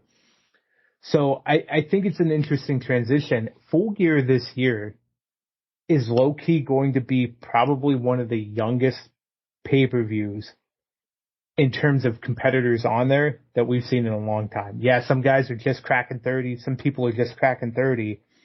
But we're going to be tailing off to the very youthful side of this. And AEW is doing something, and I'll throw the shot because it happens all the time. AEW is doing something that WCW is not doing. Bailey was trying to warn me against it. WWE. No, I'm saying WCW. Listen, WCW always, I didn't mean that angrily, by the way. You did. I'm listening. All right. Listen, no. WCW all brought in Hall, Nash, and Hogan, right? But they also never shifted to the youth movement or never embraced those younger guys in that younger style. AEW learned from that mistake, and now they're actually letting the younger guys take over the reins and move it through. I could say that about WWE too, to your point, but I think you learn from lessons of history. Right. NWO, WCW. Amazing for what it was, but amazing for what it was, but it was very old fast, and it collected every single member of the WCW roster except for 20 people, 10 people maybe. Not good for business. Also wasn't good for business is that they just brought in half of WWE's aging veteran roster, and that tapers off after some time if you don't build the talent. So I think AEW is learning from that and moving and transitioning away from that as quickly as possible while still using it as their best case scenario for name power to get them until that youthful renaissance is complete, which could happen 2024, 2025 was the point I was trying to make. No, completely understand. Yeah. Sticking and staying with essentially the women, have you seen how many of the men's roster has come out and said, hey, we have the talent for an all-women's pay-per-view? I did see that. I wouldn't be shocked that this is a surprise pop-up pay-per-view at some point this year, because the WBD, Warner Brothers Discovery, I guess, does want more pay-per-views from AEW. These kind of both came out hand in hand or a couple days apart, that they want more because it's more money, essentially. Right.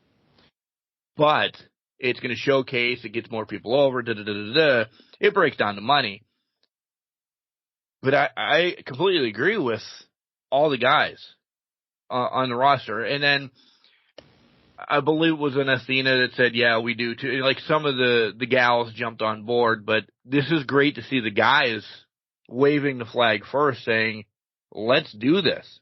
Yeah. You could put a solid card together, and I'm excited. Oh, yeah. I hope it happens this year. I completely agree. I hope it does too. I actually wouldn't be surprised if it happens in October when WWE's Evolution one happened back in, what was it, 2018, I think it was, or whatever it was. Like it's 20 years ago now. Years ago now. Yeah, because they did it. And here's the difference between the two brands is WWE did it to appease because Saudi Arabia wasn't allowing women to wrestle at that point in time. Pressure. So they had to it was pressure from the women involved.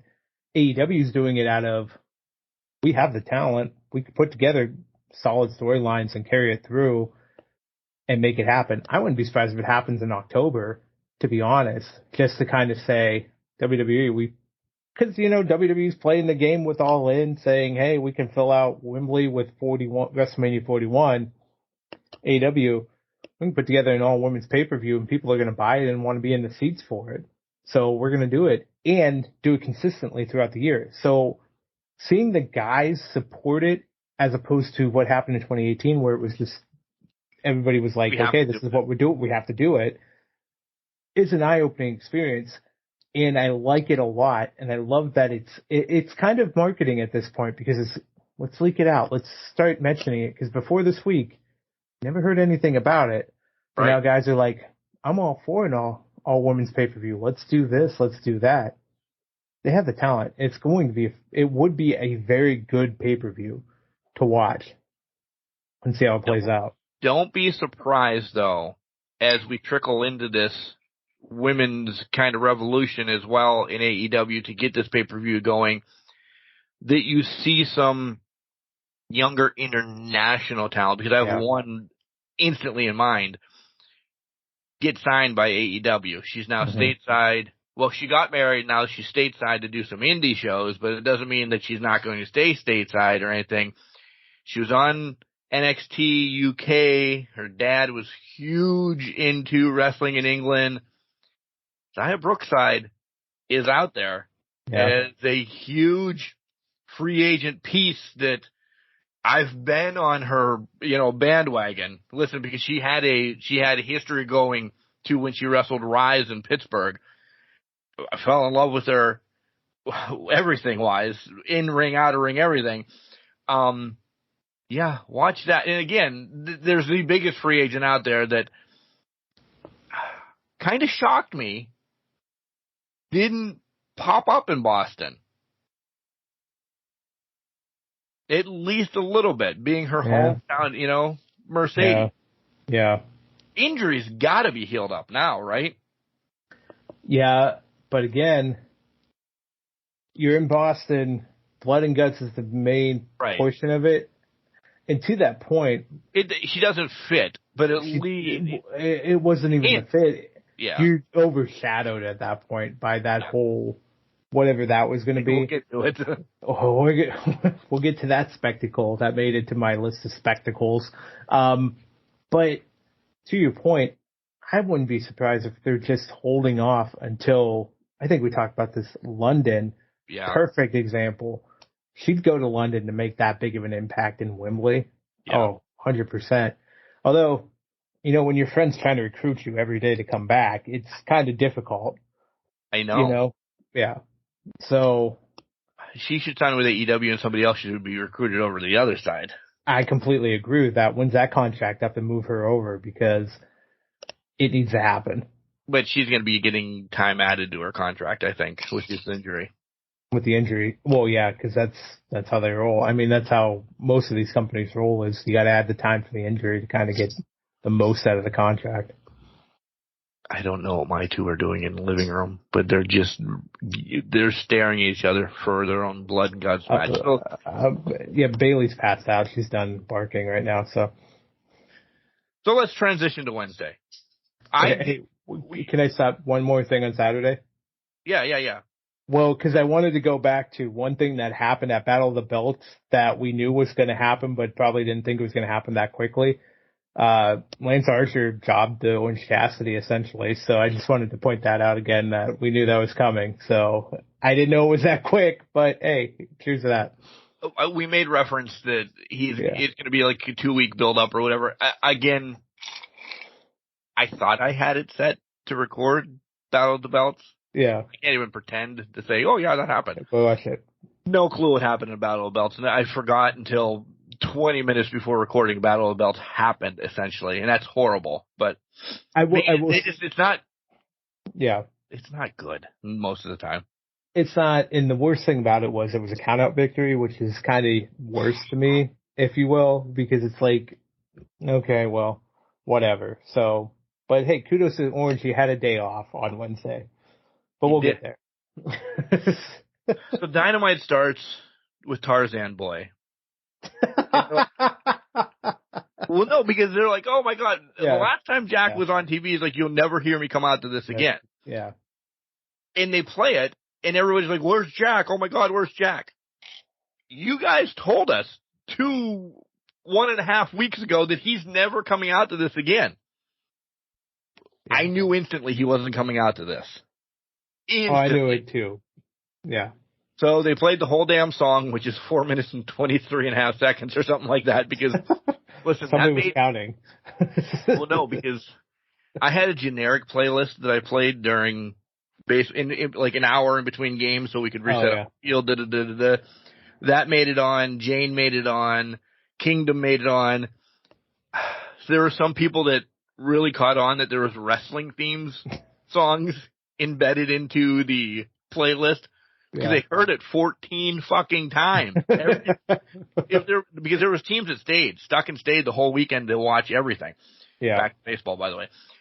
So as soon as the game was over, I announced everything, hit play, and it would shuffle, but you would hear Tarzan Boy, you would hear Carry On Wayward Son, you would hear Jane. So they knew this guy likes wrestling too. Yeah.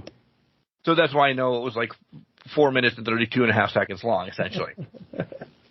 So he comes out, does the video, this, that, and the other. Man, oh man, can you pick genericer music now?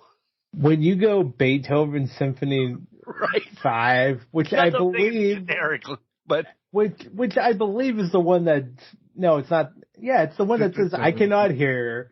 This is how I learned it. Is I cannot hear. That thing. Yeah. God fucking damn it! Like, I hope. Like, nothing against Beethoven. You're a great composer. 200 years old. We're still popping people in the audience, apparently. I hope this was just a temporary type of entrance music, right? But now, I don't know. But I was listening to this and I'm like, we're really going to do Symphony number 5. At this point, you might as well join Christian and wear a turtleneck when you come out to the ring. Well. That's my point. I think you hit the nail on the head last week or 2 weeks ago when you physically said it. There was somebody in that limo. Yeah. Supposedly. I don't know if there was anybody. Yeah, the crew was in there for sure. But there's going to be, at some point, there's somebody in that limo. And it's going to be Christian. I wholeheartedly believe that now. And Christian's going to say, you finally listened to me. And Jack, they're going to make up and it's going to be a whole thing. Again. Yep. I completely agree because there's too many elements of this. It was very anti what you were. Yep. That says Smart Money's betting. Christian's in his ear again. We're on the same page. Everybody's listening. Everybody's in alignment. Look, and now title now. You have a title now. This is exactly what you needed to do for the title. I've proven my point. Although that does make Christian the FTW champion at that point. If we go off of the TNT title theory, right? Logic double right camp. Now. Double champ. Didn't have to do a damn thing.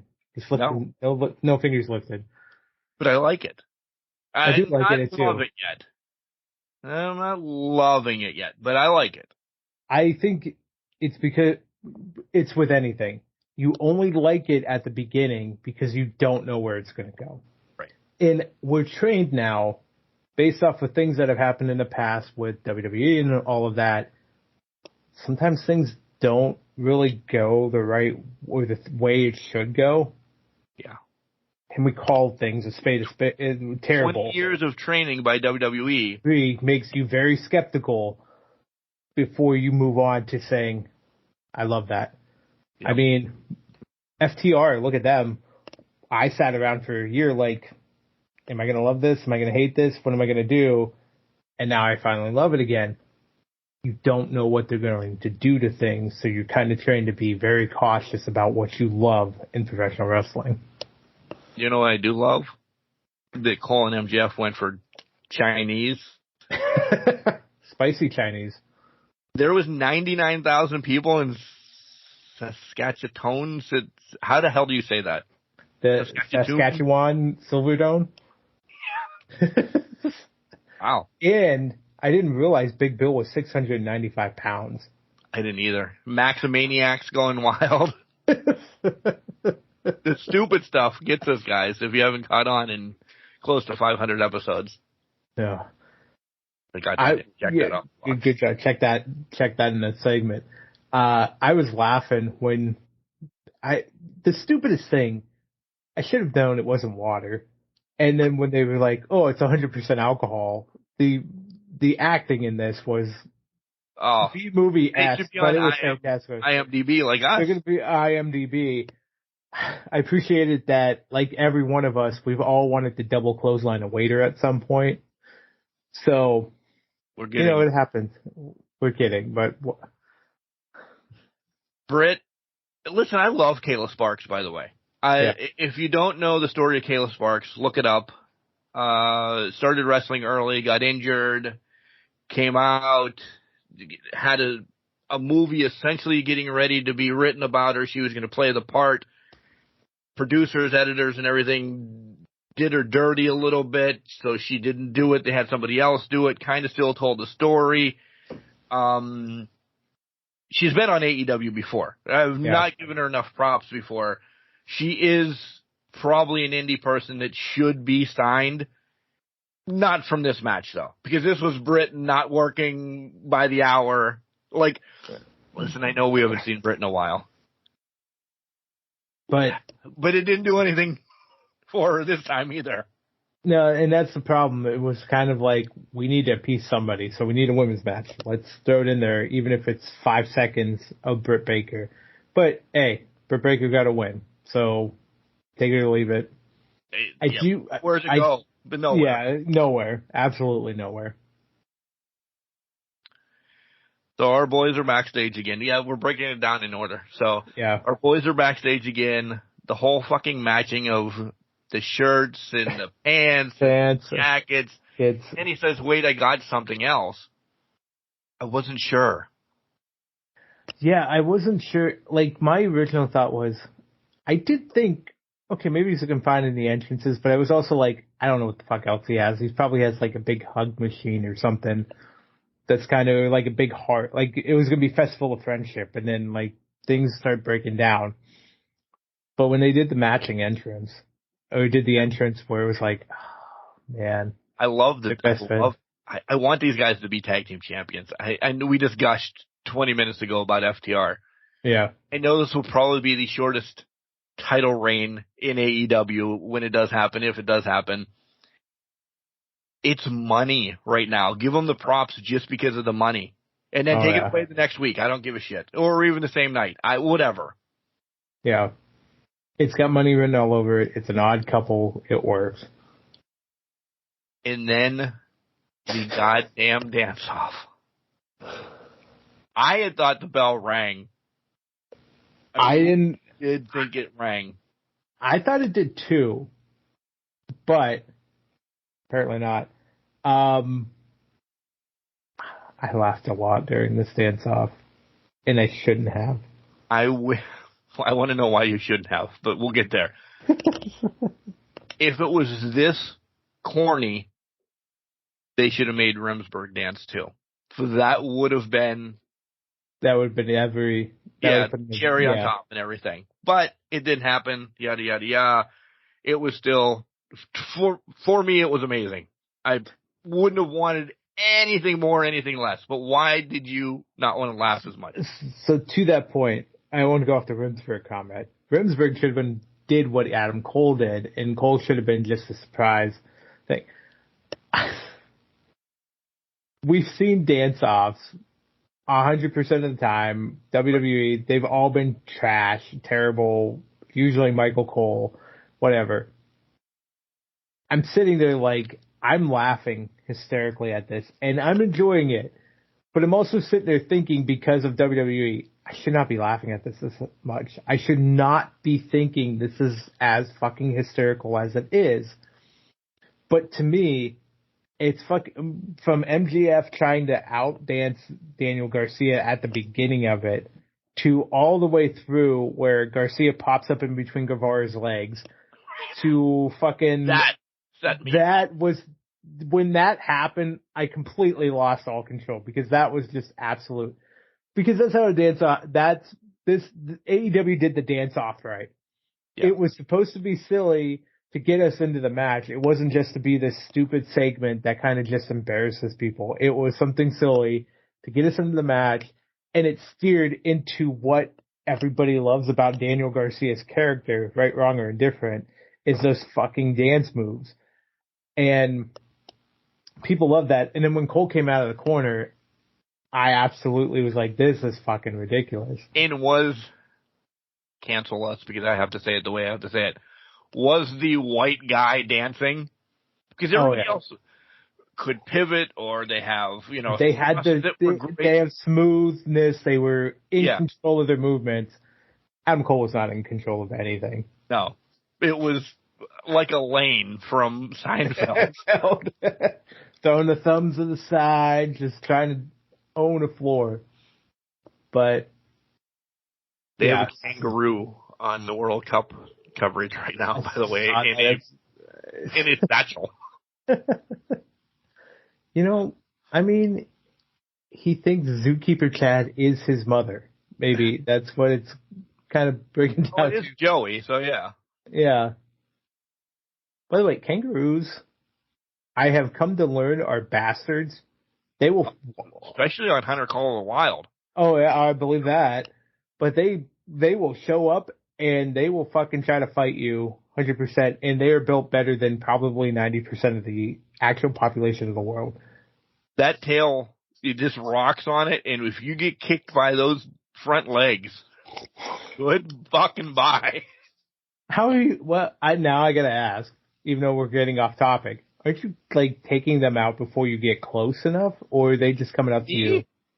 On Hunter Call of the Wild? Normally, yes, but they run in packs on the game. So if you take one out, one could come up in. Right. And when you're going to get the trophy, you should always, sneak up and even make sure nothing else is around. Not fucking me. I'm going in I have another grenade. I'm going to be able to take them off. And there's one lingering in the tree. That, bam! Fuck. By the way, Hunter Call of the Wild, I don't know if I mentioned this last week, but it's getting a fishing game. Oh, was it really? Yeah, I didn't know that. It's called Hunter Call of the Wild, The Angler. Oh. It's on PC right now. Okay. It's going to be coming out soonish. It said end of summer, but yeah, you're going to hear about me going fishing pretty soon. I can't wait. I can't wait for that kangaroo to come out of the water and just kick you in the face. So they win. Bring it back. So they win with a double clothesline. I love that. They tried it a couple times. It's a finisher. You can't always hit it. This, I don't want to say it might have been the perfect show. This element of Cole and MJF and Sammy and Garcia, because I have to give them their props too, was perfect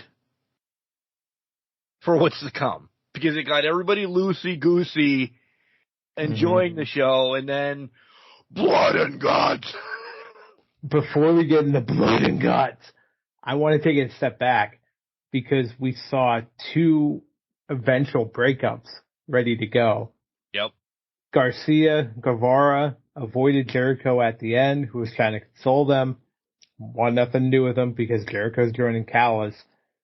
But then we also saw Adam Cole grab the title and look at it way too long for MJF's liking, which is now handed it to him. He was just handing it just handed it to him, but it was too much. And now MJF has lost all trust in what Adam Cole is, and he's realized I let down my guard with Adam Cole.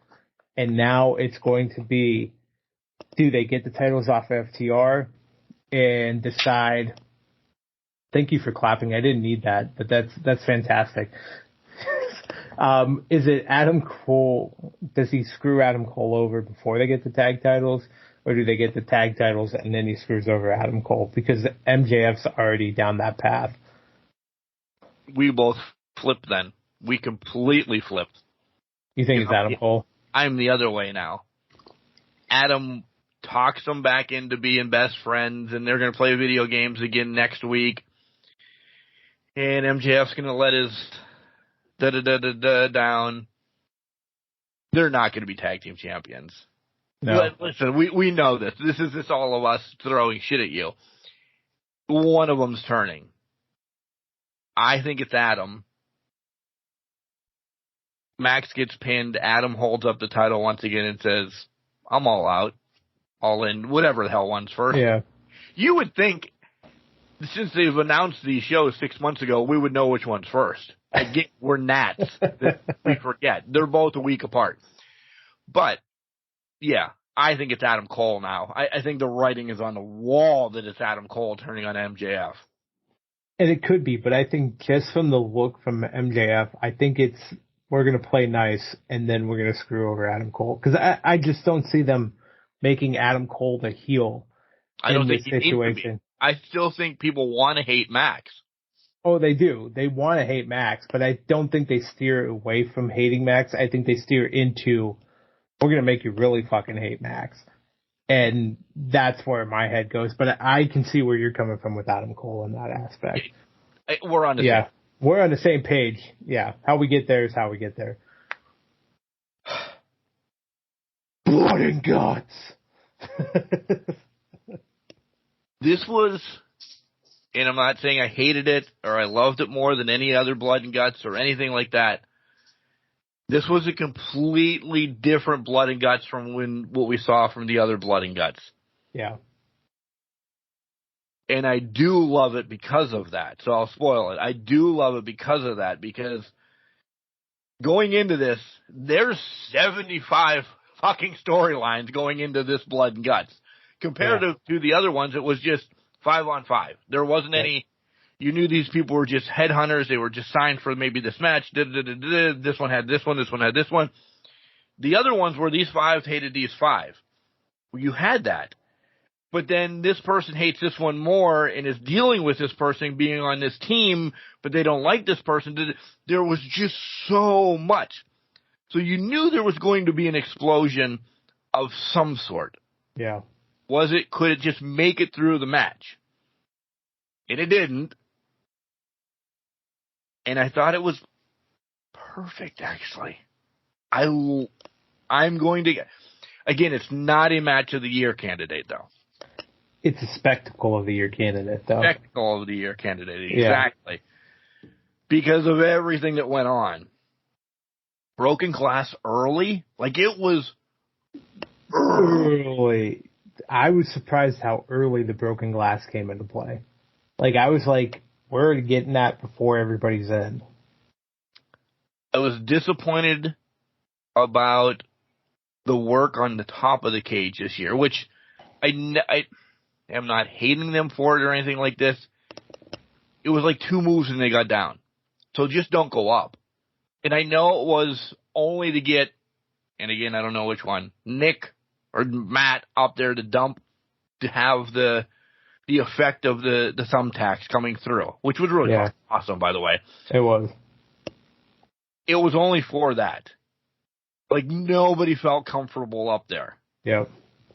Well, I think it was because nobody was going to take that dive off of that cage. So just don't do it then. Yeah. There's other ways to get thumbtacks. And I know it's the same as pouring glass out, so you don't get that effect when you throw thumbtacks down. I just do it something else. I don't know why. Don't put them on the cage. Really separate yourself from it then, from all the other times in any Hell in the Cell or any other war stuff like that. But there was blood, there was guts, there was a fucking bed of nails that I really want to know. Get ready. I'm going to say this. Wrestlers, talent, come at me, not Jenks. How is that even the F word? Fake. I know you got blood from it, but how do you not literally get impaled from those? That is a magic trick to me. Yeah, I have no idea. My only thought is I cringe every time they hit it. And like the only thing I can think of is maybe they shaved down the head so they didn't poke through, but at the same time, that fucking hurts every single time. It doesn't matter if you shave down. There's blunt objects on your back. Yeah, it's poking. It's not like it's acupuncture, guys, where there's little tiny needles going in your back. These are fucking spikes, and they're going into your back. And when he drop kicked into it, first, not even going back there. When you put your foot on it, I cringe. As soon as Kenny blocked it with his foot, I'm like, no, that doesn't feel good. I've had a nail through a sneaker or a boot before. I have too, and that's why I'm like, that's not good. And I know those boots are softer than whatever fucking soles we're rolling around with. But then, okay, the drop kick is one thing, but when you come back out and the fucking thing falls on you, oh, did it take a splash on it? Oh God, that splash was. And Coda doing the fucking shooting star on Moxley on that thing was like, right. Oh no, guys. What did I agree with Taz? He says, then it starts. I agree with Taz. Oh, I agree with Taz because why the fuck are they chanting? We need tables. You have Flash, you have thumbtacks, you have that nail projectile thing. You want a goddamn table in this match when people are already gushing pints of blood? Well, this always goes back. Whenever crowds demand more, it always brings me back, and I'm going back, to February 94, where they were in Philadelphia. It was the first match, and I remember this is a childhood core memory for whatever reason, but I remember this. Bobby, the crowd is just chanting at Stunning Steve Austin and Johnny B. Bad, I think it was in that first match. And he's like, oh, this is fucking Philadelphia. They just want, he didn't say fucking, but he said, this is Philadelphia. They want blood. They like blood on their omelets every morning or whatever the hell he said. But it was hilarious at the time. And I always remember that. Every time I hear a crowd go, we want tables, and then they escalated to they wanted fire. They wanted fucking fire. I just go back to Bobby Green Eden said, this is just amend it for the town. This is Boston. They'll eat blood on their omelets if they wanted to. This is how they roll. The fucking crowd is bloodthirsty. It wants more. It'll ask. We want a gun. We want a gun. Right? We want it all. We want somebody on a stake, on a pike, a head on a pike at this point.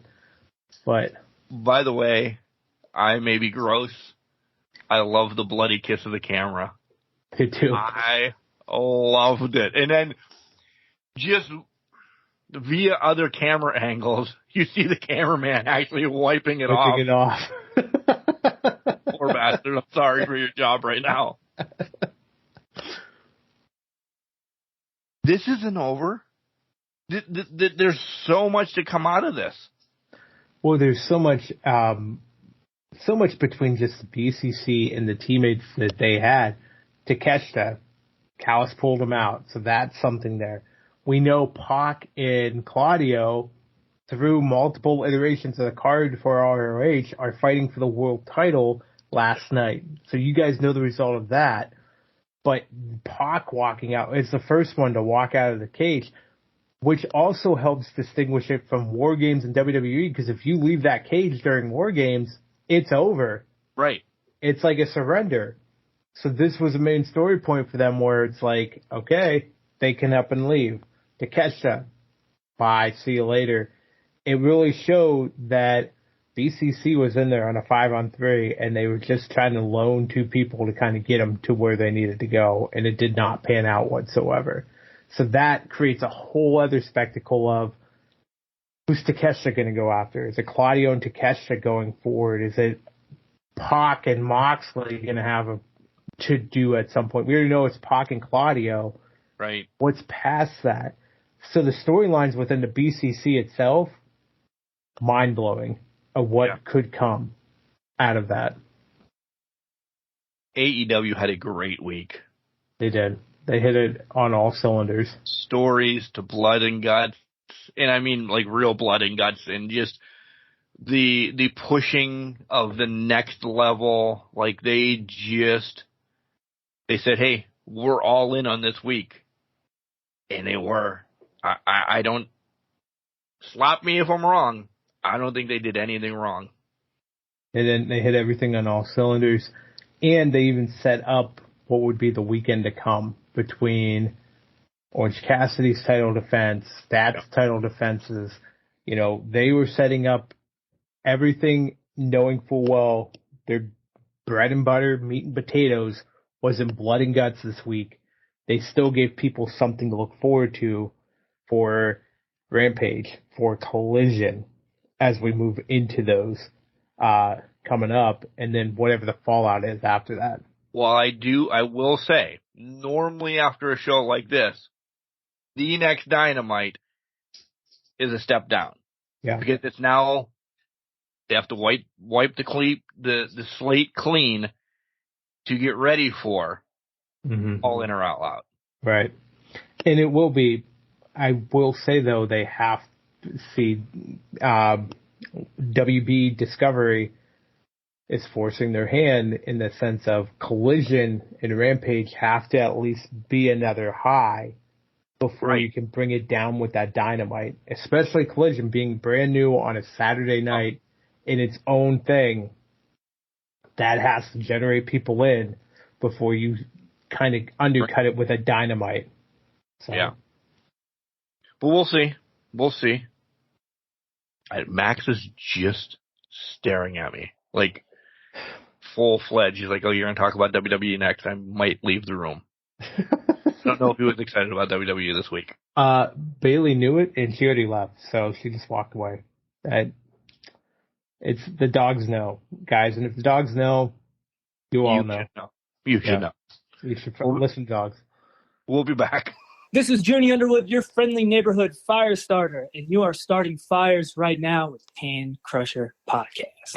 Well, it's about damn time. Welcome back to Can Crushers Nation. We're getting in our fussy ussies talking about the wussy wussies. So, Mark, are you ready to talk about WWE? Yeah, I didn't say anything about that time. Yeah, about that time. Before we get on to wrestling, by the way, big weekend in the old Martinez house. Big weekend in the Martinez house. Shit's happening. What's going on? Well, last night, my son got home at about 1:30 in the morning. The wife is now getting ready to leave and probably get home at the same time. The Barbie movie. Oh. We're fucking excited. He already saw it a day ahead of her and her girlfriend. So it's been hush-hush about this movie that can't wait till they both put notes together tomorrow and I get to hear all about it. Yeah, they both are excited. Now, you're not going to go see Barbie tomorrow to make it a trifecta? Nope.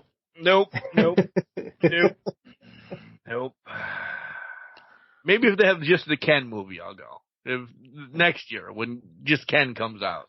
See, that's the thing this weekend is Barbieheimer. You go and see Barbie, and then you go see Oppenheimer right afterwards. You make a weekend out of it. Did you see, I believe it was Barstool, so we'll give them props this week, broke down each and every state of which state was going to win the movie. No, I didn't see that. Yeah. And they feel Pennsylvania is more of an Oppenheimer state than it is a Barbie state. I'll buy that. There's a lot more historical things that have happened here, and I feel like a lot more people are going to lean that way for that reason. I'm interested to see who got Barbie, that was trending Barbie. I'm assuming maybe New York, kind of type area. I don't know. We don't know, but.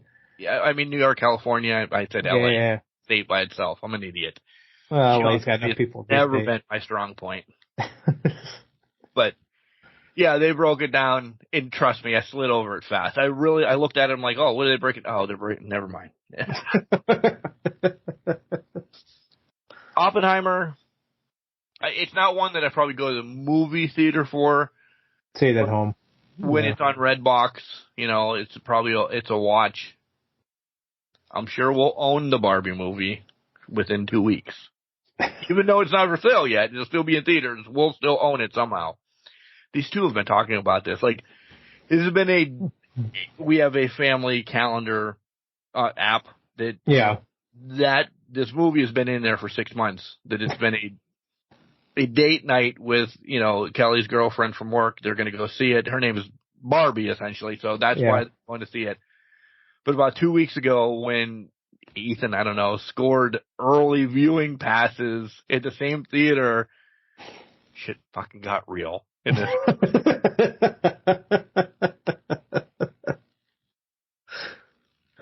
I digress.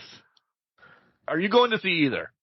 I'm not going to go see either. I mean, right now the only things I go see in movie theaters are Marvel, but even then, the past two Marvel movies, I've waited till they come out on Disney Plus. I don't know if I've just hit the Guardians one, which is coming out on August 2nd, which I will definitely be watching with the girlfriend. She was getting into Guardians at the same time, so it's preventing me from going to see it. But I think I'm not going to see either. I'm assuming you're not going to see either. No, they just announced the United States starting lineup, and I'm really upset Kelly O'Hara's not in the starting lineup. I know she had a end of the WMLS season. She had a little bit of an injury, but she's not starting. Nonetheless, I love them all, but yeah, we're about 40 minutes away from the start of soccer. Yeah. But yeah, Kelly O'Hara not in the starting lineup for game one. But that's okay. It's okay. New head coach. We're ready to go. WWE. We're working there. Is it WWE time? It is WWE time.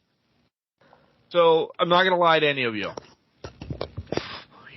Segment one, you heard 14 games in 4.5 days, essentially. WWE was tough to get in. So it's going to be highlights. Yes, we watched a little bit of WWE as we were recording last week as SmackDown. And that was the story of SmackDown. Essentially. Yeah. Uso comes out, calls Roman out. Uso gets sent to the hospital. Uso goes to the hospital. Other Uso returns, calls him out. No definite, but SummerSlam match set up. Roman, last night as you guys are listening to this, answers and says, let's fucking go. Right? Pretty much. Yeah, and super kicks Paul Heyman in the process. That's pretty much it, where we're at right now. So, yeah, I mean, WWE was Bloodline on SmackDown. We also had the women basically standing tall and saying, okay, it was announced before we started recording on Friday night, and Bayley's going to bring the circus in as we do this. Thank you. Let her go. Let her go. I know she wants to play. She's a Doink fan. She is a Doink fan. You know, that was on Dark Side of the Ring 2 this past year. Matt Bourne. Sorry about that. But the women basically going back and forth, Io teasing. And before we got on the air tonight to record, the triple threat was announced between Asuka, Charlotte, and Bianca. So playing right into your prediction. Yeah. Played right into it. We got a lot that's rolling, but I think overall it was just Bloodline, and we got to set up the women's title match last week. That was SmackDown in a nutshell. Before Monday comes around, we do get this piece thrown out there. Marty Jannetty reaches out to Shawn Michaels and wants to be a la coach or part of NXT. And Shawn Michaels like, Matt Bloom. You brought up Matt Bloom, and that's what sparked yeah. me, by the way. Yeah. He's like, Matt Bloom takes care of all of that. Is this a farce? And we see, Jannetty, I've seen a couple times at cons. One, he's been a train wreck. One, he was pretty cool. But if you follow him on Facebook or Twitter, that is a circus within itself. Yeah. Was that Shawn protecting his friend or distancing a train wreck? I think it was Shawn not. Does he have a concussion? I don't. That was certainly a cough. I don't know. Oh. Is she alive over there? Yeah, she's good. I think it was Shawn distancing a little bit, because I think it was Shawn just saying, I don't make the rules, so if he says no, not on me, type of thing. It was, maybe it's not distancing, but it's more of, not me, that's Matt's department to kind of do. Maybe they say, Marty, hey, come in for a one-off, like they've done for a couple other people in the past. Come in for a one-off, just share your experiences, don't talk about murder. But just come in. Yeah, don't tell me about the 4 women you had last night. Yeah. Just keep it low key and keep it in the ring. Yeah. I as soon as I read that about Shawn, I'm like, woof. Shawn saying, dude, you're way too much on social media. Yeah. To be a coach. And I'm air quoting everything tonight, by the way. I'm bringing those back hard tonight. But yeah, and I don't think it's the right fit. Listen, I'm not in it as much. I'm a ring announcer. I beat that stupid drum all the time. He could probably be an amazing coach. His lifestyle is just not conducive of being a coach, to being in the WWE program. And nothing against him, but he goes for the vices and he lives in the vices. You know what I mean? And if that's how you choose to live your life, hey, that's how you choose to live your life. Live it to the fullest if you want. But to your point, his dark side is probably next year, by the way. Yeah. But to your point, WWE is looking for a certain person. They're trying to mold athletes that can be community ambassadors. That's why you see some of the guys go out and be ambassadors to the community, like Titus O'Neil, despite talking about Jesus Christ on Raw for 30 seconds. He's going to go out and he's going to do things for his community. They're looking for people that do that, as opposed to sit back and have fun, essentially, what it boils down to. Have fun in the moment. So. We're transitioning already. That's how much we didn't watch it. So let's go to Raw. Sir Jenks? Yeah, I was going to say. I don't know the breakdown. Like I said, I'm going right through it. So, Cody Rhodes in it, Hotlanta, trying to talk up things, and the Beast comes out and comes and smacks him right across the face. We knew it was coming. We knew it was coming, and no matter what, if you didn't showcase Cody in Atlanta, you were doing WWE a disservice in general. So. Yeah. You knew it was going to be Cody, not heavy, but showcased. Yeah, he was going to be a point in the show. Also, this country ass-kicking shirt Brock has, kind of growing on me. I might want to get that at some point. Just throwing that out there. But I digress. We had a rematch between Gunther and Riddle. It was what it was. Hey, Riddle is now coming out to rhinos, or chubby unicorns, if you will, if you're Corey Graves, but this was what we thought it would be. It was brutal chops, but it boiled down to Gunther just getting another win over Riddle. Riddle has recently said that he wanted a threesome with him, Randy, and Edge, especially now since Randy is on the shelf. It could have been RK Rated Bro or Rated RK Bro, or like he wanted two legends in him to kind of give him, more of a push. I know people already think that Riddle is, I don't think Riddle has ever reached upper level. No. And I think in his heart of hearts, he knows too that if it was Randy, Edge, and him, he would have got a little bit more stroke or something. But yeah, he wanted somewhat of a push to get him. And maybe, but he's always just not been there. I think he's just trying to cling to too much right now. Now all of a sudden I'm losing my throat again, my voice. My whole throat's going to disappear. Yeah, it's just disappearing out of nowhere. I think with Riddle, his whole thing was he doesn't take it as seriously enough for them to want it to be that full time, take it to the upper echelon. And he could want the group with Edge and Orton, but there's only so much people can do for you on name value alone.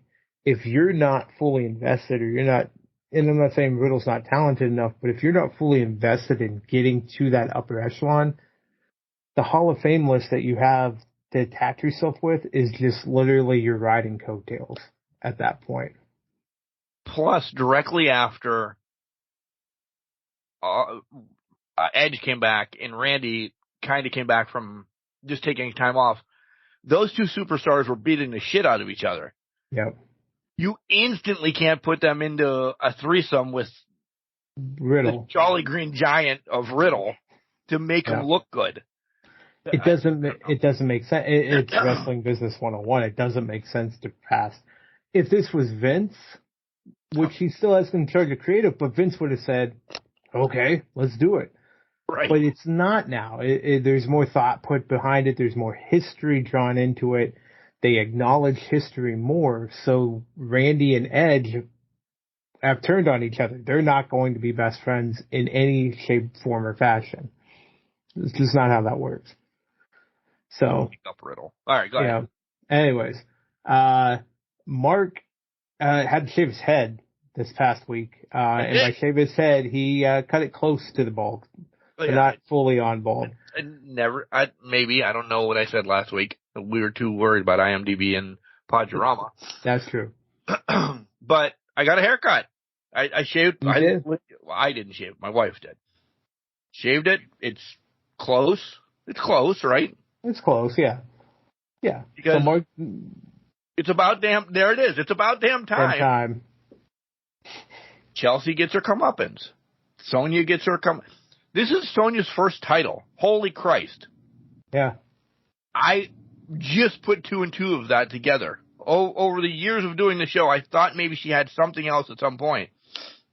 She did not. I know it was never a heavyweight championship, but I thought maybe just going back, and I'm like, no, she never had a tag team either. Good for them. Yep.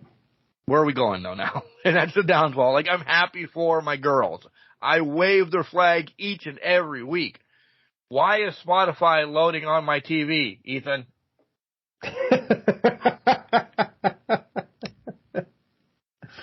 Son of a bitch, the soccer game's on. But see, your girls did it, but again, your girls did it with some help. And I think that's going to be the key. This is how you spur the Rhea thing.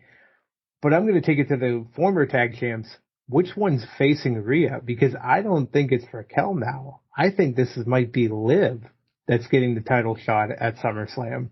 I do too. Avenging Raquel. They're going to say she's injured for a couple weeks.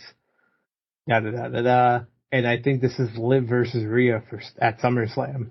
And it's probably because Liv is technically a former women's champion and more noteworthy, more of a threat type thing at SummerSlam. So, do we get to turn at SummerSlam? I think we get it the night after. Okay. I think it's Raquel the night after. Jealous takes it out on Liv. Injured, so she couldn't do it. Monday. Yep. And so now, and it looks like Liv took the opportunity to get a shot at Rhea for the title instead of avenging her friend. Yes. Type of thing. Yeah. Yeah. Which it still at least gets Raquel where she needs to be. Yeah. She needs to be that beast. She does. And she needs that stepping stone for it. And this will be that stepping stone for it to kind of sacrifice Liv for that. Once again, Liv, sacrificial lamb. Yep. I talked it up already. You know, Alpha Academy versus Viking Raiders. There's a good tag team Viking rules match. Titus may have outshone everybody talking about Jesus Christ for a half a minute. I mean, this is nothing against Titus, but I actually wanted more on commentary. I just wanted more on commentary. You know, back when he talked about his dish rag for 2.5 minutes with Jay Lawler to now, for some reason, going off on a tangent. I don't know, but I still don't know where they're going with this. Like, is it done now, though? I think it's done now. I think this was to establish some sort of tag teams on Raw, because eventually they will separate these titles. And when that happens, you have to have a tag team division to step up into. What they're doing with the Street Profits and Lashley on SmackDown, very intriguing. We didn't mention this, but it's very intriguing, but it's also, where's that going? A faction. Yes, it's a faction. A faction, maybe a new Hurt Business in some extent. You can say what you will about that, but it's a new faction. Is their priority right away to go for the tag titles, or is their priority to help Bob? That's what we don't know what is to be seen yet. But in essence, we got to establish the tag team divisions, and both SmackDown has done a relatively good job with that. Pretty deadly, yeah. Yeah, Raw is trying to create that now. So now we had the two what seem to be top teams on Raw, Viking Raiders, Alpha Academy set, ready. Viking Raiders are now that first level for KO and Sammy when that time comes. Does KO and Sammy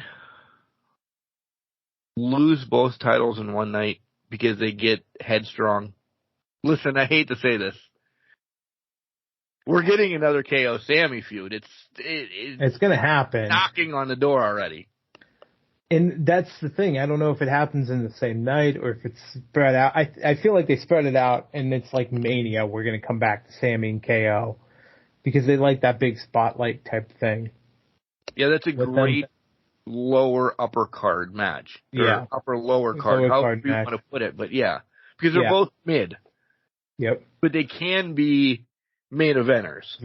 If given the opportunity. So that's going to be the one that they've proven it before. I think it was Battleground 2016. They've proven they can steal the show. Right. So now, in 20 years of working together. 20 years of working together, they know how to steal a show. Yeah. So it's that extension going forward as well. I also I don't know if this was actually on Raw, but Kevin yelling in the ring about shut up and da-da-da-da-da. Yeah. And was that actually on Raw? Did they bleep stuff out? Kevin was yelling about... Well, Kevin started yelling at Priest about some things. Yes. And the aisleway, and then he was like, why are you holding that stupid fucking briefcase? What are you fucking doing? Put it away. And then there was yelling back and forth. But when when they went off the air between commercial, Kevin was yelling about Priest holding up the briefcase. Like, what the fuck are you doing? It doesn't matter right now. Put down the briefcase. Yeah. Yeah. So, yeah. I'm going to skim over this stuff because it's Shayna tapped Nikki. Yeah. Real quick. We got build up between Ronda and Nikki for getting her master's degree. We'll give you that. Congratulations. I will give her that. Nikki, if you missed that, Nikki Cross got her master's degree. It's fantastic. Congrats to her. Ronda and Shayna went back and forth. Yada, yada, yada. Miss TV had Becky. Zoe and Trish attacked. Right. Nothing too crazy there. Bronson and Shinsuke had a match. Bronson won by DQ because of Ciampa. Three-way happening. Yeah, three-way happening. Nothing too crazy there. KO and Sammy versus the Judgment Day for the tag titles. They were goated. We kind of alluded to that a little bit. Goated into the tag titles. They still won. Liv Morgan did attack Rhea. This is why we're leaning towards that Rhea-Liv SummerSlam match. But, hey, this was a solid tag team match to end Raw. It was a good tag team title match. I'm just excited that KO and Sammy are defending the tag titles, even if it's just for one night. But, yeah. Which leads... I have no idea what somebody just sent me, so never mind. So, before I get into the one last thing we need to address. Oh, yeah. No. We're talking NXT. We have to talk NXT for this one thing. case. Was there anything on Raw? I don't think Raw pretty much was just that go home. Let's get everything lined up for what's going to be announced over the next week or so to get SummerSlam off the ground. Essentially, yes. There's always... And listen, we said that we liked the match, and I liked the highlights and stuff like that. It did just enough. But it was just like, here's our lineup. This is what you're getting this week. No more, no less. If they can turn shit into Shinola, they can turn shit into Shinola. And I don't know if they turned it into Shinola, but it wasn't shit. Yeah, they polished the turd enough to make it pass as chocolate mousse of sorts. Yeah, it was a 3-hour fucking wrestling show. That's all I'm saying. But we have to go there. Ladies and gentlemen, boys and girls, children of all ages, Dom Dom is your new North American champion on NXT, which completely blows up Great American Bash, by the way. It does. But Dom Dom won the title. We had called for Dom after him and his dad had their first little that he needed to go down. Now I think it would have been a disservice for him to go down then. Yeah. Because as much as we say his wrestling's there, it was other things that he needed. He needed the Judgment Day. And I've told you, I will eat crow when I need to eat crow.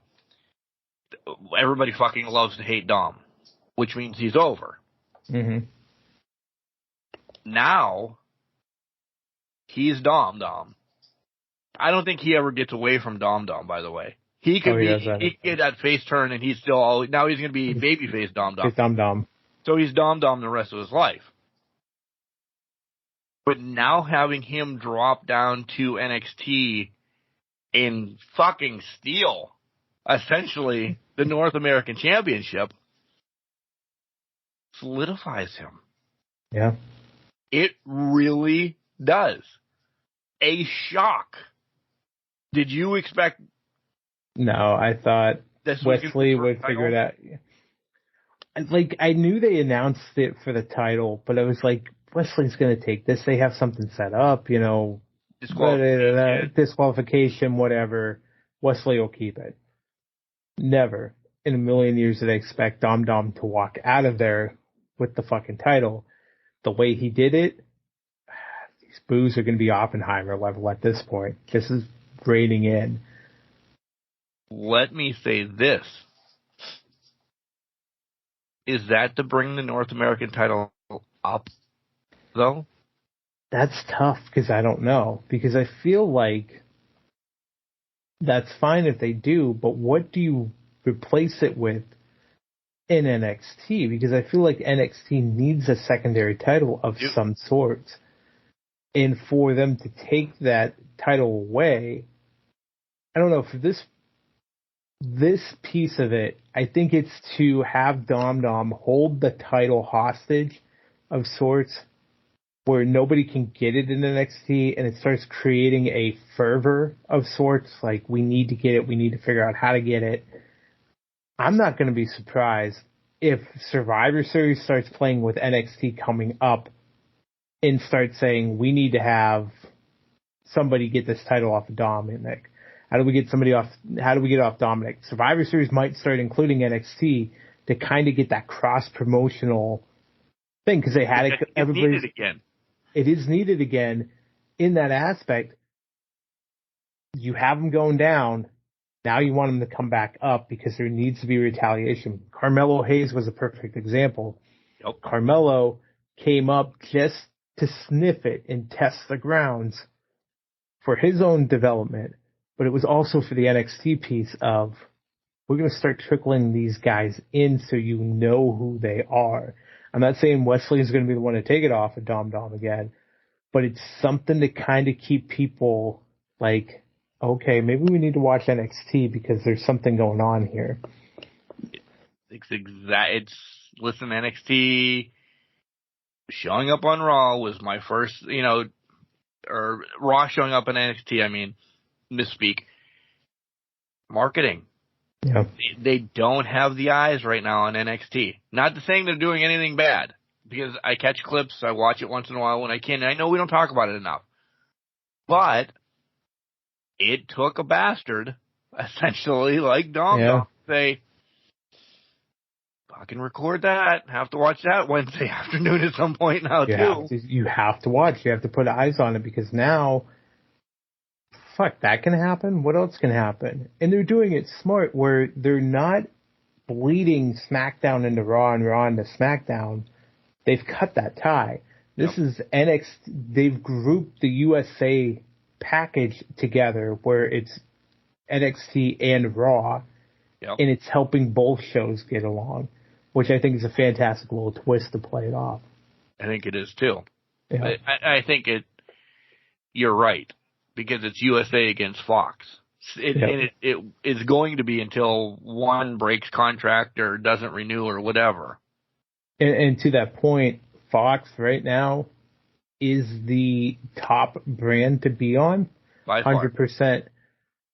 But USA with the NXT can provide the element of surprise, the element of we can play a little more experimentation on USA than we can on SmackDown. SmackDown storyline. This is what we're delivering. This is who we got. Bets. Boom, boom, boom, boom, boom. USA can sit there and say, let's play a little bit. Let's throw Ciampa in the middle of Nakamura, Bronson Reed, and let's have Bronson Reed and Ciampa go off. Let's have Dom Dom win that title, and then have somebody start creeping up and trying to get the titles off of them. That's where I think the elements start playing into it and start playing. She's also got a fucking Barbie shirt that I knew nothing Barbie. Yes. Fantastic. Woo! Go Barbie. Barbieheimer. Wait, what? Barbie got the same one. They're going matching, by the way. That's cute. See you tomorrow. I'm so disgusted with my life right now. You love wife right now. I mean, wife right now. You love it. I really do. She's passionate about this movie. Unbelievable. I lost my train of thought.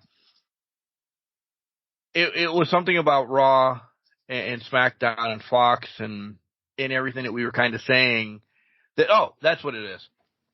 Listen, last night, when you guys watched SmackDown, it was on their lower tier. So if something is preempted on Fox, they have FX1 or FX2 that they can keep it at the same time slot and you can watch it.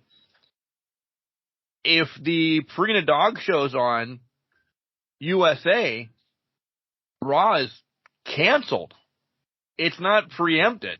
No. It's TNT or whatever. I know TNT and USA are not linked together, but there's no, you don't get Raw this week. Where at least Fox has a litany of channels that they're just move over to our other channel. It's still there, guys.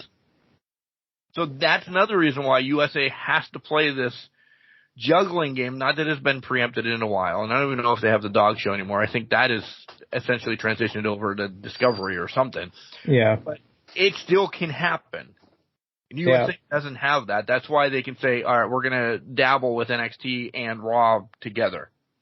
And they've tried. I remember distinctly they've said, "Oh, hey, we're going to move it to Sci-Fi." Nobody watches Sci-Fi. Sci-Fi is known for Sharknado and some of the crazy ass movies, and then they have Shark horror Week movies. this week. We didn't even mention. It is Shark Week. We forgot about it with the shark that danced on fucking AEW, but but they don't. To your point, they don't have that anymore. So Raw has to be on at 8:00 Monday nights from now on. So wherever Purina Dog Show ended up got kicked off because Raw had nowhere to go, and the viewership did not follow it to Sci-Fi. I think the viewership follows Fox's to FS1 in that because everybody has FS1. Some people don't have Sci-Fi. It just plays into what you have, and FS1 is on every cable outlet for the most part. Yeah. But to your point, I do like that they're mixing and everything, and Dom, this is probably the perfect title for him first. Yeah. We talk about, was he going to get an IC title or a US title? Never do I think that he was going to get one of the bigs. Even Seth Rollins is farce big one or whatever. This is, I think, actually the perfect title for him. Because you can link Dom into, get ready for the hate, you can link Dom into the Adam Coles, the Wes Lees, because that's his body frame and his style and everything. Never expected it. This blew my mind when I read about it and then went back and watched. I'm like, this is cool. Yeah. And I think to that point, if they were ready to just give Dom, I think they wanted to experiment with Dom to see the amount of hate he gets with a title on. But they realized, well, we can't get him up against Gunther because there's no way he's beating Gunther. We can't. We're not sacrificing Gunther for that. We screwed the pooch by putting Theory over on the other brand. Because Theory would have been the one to say that would have been fine to do the U.S. title that way. So they were kind of like, well, we have the North American title. Wesley can maybe get it back at some point, but let's kind of make the switch now. And Judgment Day's been playing down there for a couple weeks. Have been. So it was a perfect opportunity to do it. So do we think Priest cashes in on a big brand or not now? I think it's a big brand. I do too. I never lost. I'm not going to lose that. When we do SummerSlam picks, that could get interesting. We'll wrap back around. Which I think might be soon. Next week? Yeah, I was going to say, I think it's coming up here. SummerSlam's what, the 5th? Yeah, so we have 2 weeks. Yeah, we have 2 weeks. Yeah, because we'll do it the night before. Yeah. Or the day of, we mean, folks, the day of. The day of, when you listen. I'm out. You tapping? Do you have anything else? Did John Moxley say I quit for you? He did for Wheeler. He did. I got nothing. I got nothing else. Got to edit, and I got to get ready for my girls, by the way. 10 minutes till the game. You got this. Power through. So, as we always end, what do you got going on this week? This week, a lot of things. Not really that much, actually. Some kind of cleanup stuff this weekend, and then next week it's kind of just status quo, getting through the week and moving forward. No special events. Oh, well, Christmas in July at work on Tuesday, so putt-putt is included in that, so yay. But that's what I'm doing this week. How about you? Putt-putt around Erie? Yeah. They have one right on the Bayfront now. Well, it's a new putt-putt. So for some reason, I've heard it's not as great as the old putt-putt. The old putt-putt, they turned into a parking lot for some ungodly reason. Damn yacht owners. And now and business entrepreneurs up here who wanted their own putt-putts got their own putt-putt, and it's just, I heard it's shit. So anyways, putt-putt in Erie. Okay. Yeah. Tomorrow, as you guys are listening, again, to ruin life and wrestling within itself, it's a full media day at High Ground Pro Wrestling. So I'll be heading to Scranton for quick turnaround, be back earlier in the evening instead of early in the morning or anything like that. So excited for Media Day to get that. I have one interview to record this week, and then I'm still going to say rest and relax after my spark and get ready to take on the world or whatever. I think you're going to need to. You gotta rest that body. Put in an ice bath, just kind of calm down for the week. Slow down with the ice bath. It's 60 degrees in fucking July down here. Slow down in the ice bath. I would not be surprised if it. I know it's going to crack. Yeah, I know. It's supposed to crack 85 at some point, but I'm pretty sure we're entering like fallish weather here earlier. Because it seemed like everything shifted up a month this past year. It really did. Yeah, so I wouldn't be surprised if we start seeing a lot more 60s, and I'm perfectly fine with that. Yeah. That's my comfort zone. We're bigger guys. 60s. We love that. Again, I will live in a hoodie if it's 60 all year because I think it's a perfect thing. I love hoodies, and it's just, yeah. Yeah, I was. By the way, I kept the hoodie on the whole show. You did? Proud of you. I wore Pink Floyd sweatpants for the majority of today. I'm not wearing them right now, but I wore Pink Floyd sweatpants for the majority of today. Did you have pants on, or did you do show? I have shorts on. Okay. I don't just come here with boxers on and pantsless. It's true. It gets cold after a while. Right. Goddamn wooden bench. Yeah, wooden bench is not. It's like a pew. Anyways. You are not going to church, sir. Well, if I walk through the doors, I'd get set on fire. So, Cane. Holy water. Stepped in the church. I need to call Blue Cane. Get some snow playing. Remember, just because you're trash doesn't mean you can't do great things. We're garbage cans, not garbage canots. Make sure you tell your loved ones that you love them. Because you never know.